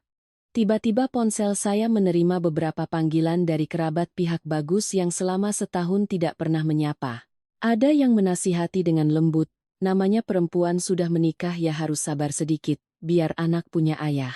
Ada yang lain menghela napas, baru melahirkan kan emosinya tidak stabil, jangan terlalu dengarkan omongan keluarga sendiri, nanti malah runyam. Seorang bibi jauh bahkan berkata langsung, uang itu bisa dicari, jangan dibikin besar masalahnya. Nanti nama baikmu tercemar, orang lain lihatnya juga tidak baik.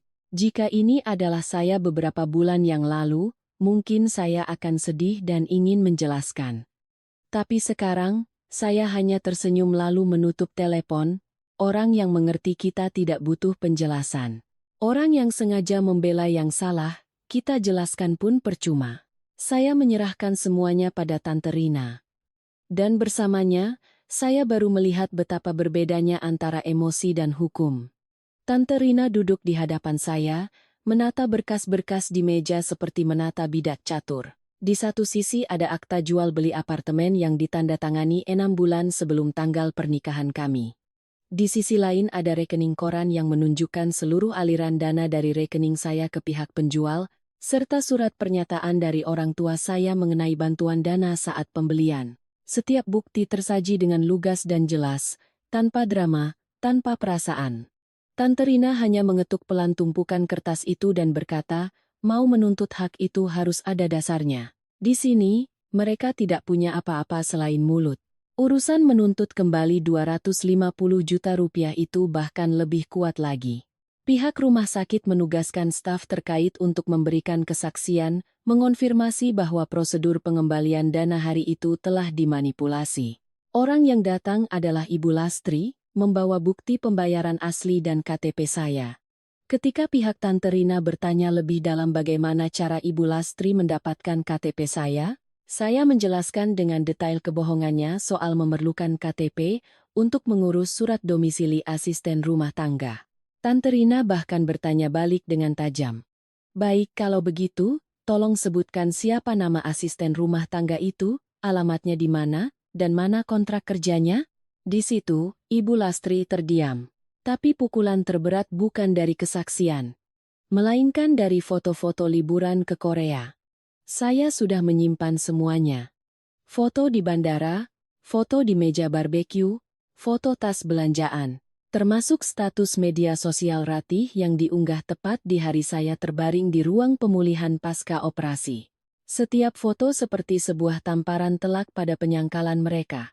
Tanpa perlu saya berkata apa-apa, senyum ceria mereka sudah menjelaskan untuk apa uang itu digunakan. Di hari mediasi yang paling menegangkan, saya hadir bersama Tante Rina. Luka jahitan saya belum sepenuhnya sembuh, tapi saya tetap datang. Bukan untuk berdebat, saya datang untuk melihat dengan mata kepala sendiri bagaimana orang-orang yang pernah begitu angkuh di rumah saya, bersikap di hadapan kertas putih dan tinta hitam.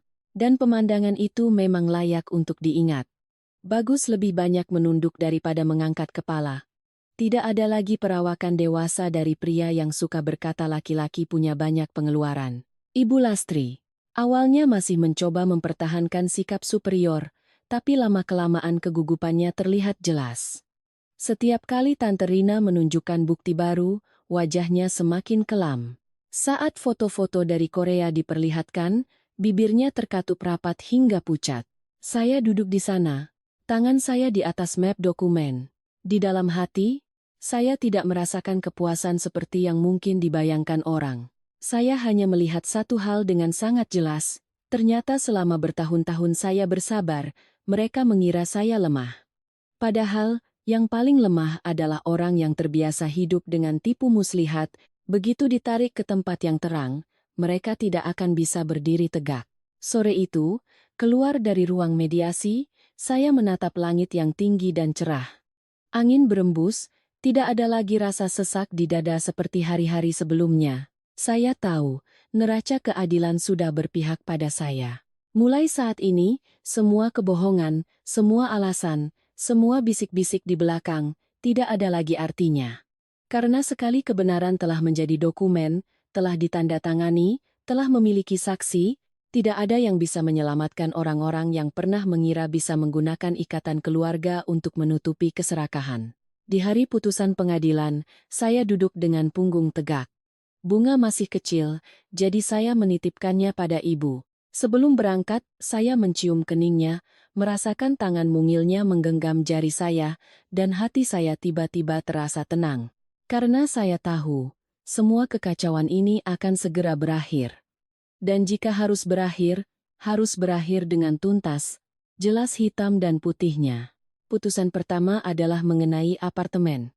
Pengadilan menetapkan bahwa apartemen di Tangerang Selatan adalah aset pribadi saya, dibeli sebelum menikah, dengan bukti kontrak dan aliran dana yang sah, penjualan yang saya lakukan sepenuhnya legal. Bagus tidak punya hak untuk menuntut bagian dari hasil penjualan itu. Mendengar itu, saya tidak tersenyum, tidak juga menghela napas lega seperti di film-film. Saya hanya merasa sebuah batu yang menekan dada saya selama ini akhirnya terangkat. Putusan kedua adalah hak asuh anak. Bunga belum berusia 3 tahun. Saya memiliki pekerjaan stabil, tempat tinggal yang jelas, dan dukungan dari orang tua. Pengadilan memberikan hak asuh sepenuhnya kepada saya. Bagus diwajibkan memberikan nafkah anak sesuai dengan penghasilan yang ia laporkan.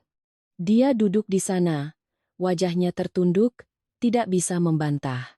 Pria yang pernah meninggalkan istrinya yang pecah ketuban demi pergi ke bandara, pada akhirnya hanya menyisakan sebuah kewajiban di atas kertas.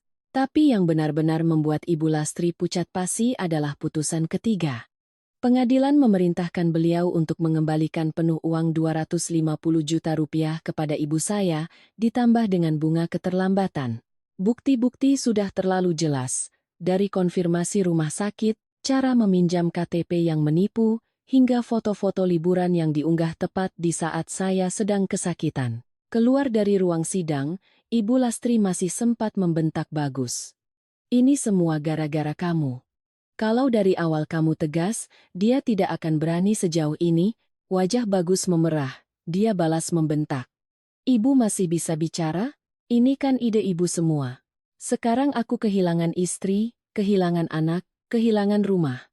Ibu dan anak itu berdiri di koridor saling menyalahkan. Orang yang tadinya begitu solid, yang menganggap uang menantu adalah uang keluarga, pada akhirnya saling melempar tanggung jawab.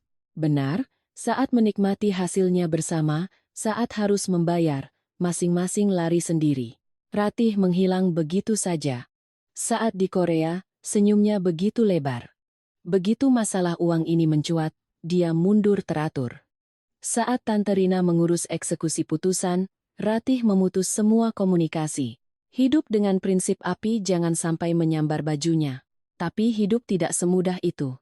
Setelah verifikasi aset, satu-satunya harta berharga yang masih atas nama Ibu Lastri adalah sebuah rumah sederhana di Solo. Rumah yang selalu beliau banggakan sebagai warisan leluhur, tempatnya nanti pulang di hari tua. Dan pada akhirnya, justru rumah itulah yang disita untuk menjamin pelaksanaan putusan. Saat petugas datang untuk menyegelnya, seluruh tetangga keluar untuk melihat. Orang yang seumur hidup mati-matian menjaga gengsi di kampung halaman, akhirnya kehilangan muka tepat di tempat yang paling ingin ia jaga. Mendengar cerita itu dari Tante Rina, saya hanya diam. Siapa menabur angin, akan menuai badai. Peribahasa itu tidak pernah sebegitu nyata. Suatu pagi, ibu saya menerima notifikasi bahwa uang telah ditransfer lunas. Beliau tidak menyimpannya. Sore itu, beliau mengajak saya dan Bunga ke bank. Ibu mengenakan blus sederhana, tangannya menggendong cucunya, suaranya tenang seolah baru saja menyelesaikan sebuah tugas. "Uang ini awalnya ibu siapkan untuk pemulihanmu, nak. Sekarang kamu sudah berhasil melewatinya. Ibu tabungkan kembali untuk Bunga, buat modalnya nanti."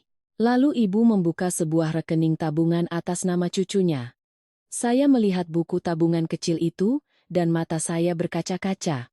Uang yang pernah menjadi sumber pengkhianatan, air mata, dan sengketa, pada akhirnya kembali ke tempat yang semestinya, menjadi fondasi masa depan putri saya. Mungkin itulah salah satu bentuk keadilan hidup. 3 tahun kemudian, saya kembali bekerja dan mendapat promosi. Saya membeli sebuah apartemen yang lebih kecil, dekat dengan rumah orang tua agar mudah bolak-balik. Bunga tumbuh menjadi anak yang ceria, suka sekali makan yogurt dan menarik-narik baju kakeknya setiap sore saat pergi ke taman. Bekas luka operasi masih ada di perut saya, tapi tidak lagi sakit.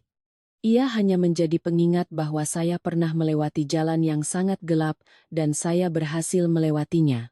Suatu minggu pagi, saat sedang membawa Bunga jalan-jalan, saya berhenti di lampu merah. Tanpa sengaja, saya menoleh ke samping dan melihat Bagus sedang membonceng Ibu Lastri dengan sebuah motor tua. Dia tampak lebih kurus, kulitnya gelap, mengenakan jaket ojek online yang warnanya sudah pudar. Ibu Lastri duduk di belakang, rambutnya semakin memutih, memeluk sebuah termos besar, mulutnya sedang mengomel. Mereka tidak mengenali saya di dalam mobil. Saya menatap mereka beberapa detik, hati saya benar-benar sudah tidak ada lagi kebencian. Lampu hijau menyala. Bunga di kursi belakang berseru riang, "Mama, nanti beli es krim." Ya, saya tersenyum, menginjak gas, dan melaju ke arah yang berbeda. Ada orang-orang yang tidak perlu kita kalahkan dengan cara menoleh ke belakang untuk melihat mereka jatuh. Cukup dengan kita terus berjalan ke arah di mana ada sinar matahari, itu sudah lebih dari cukup.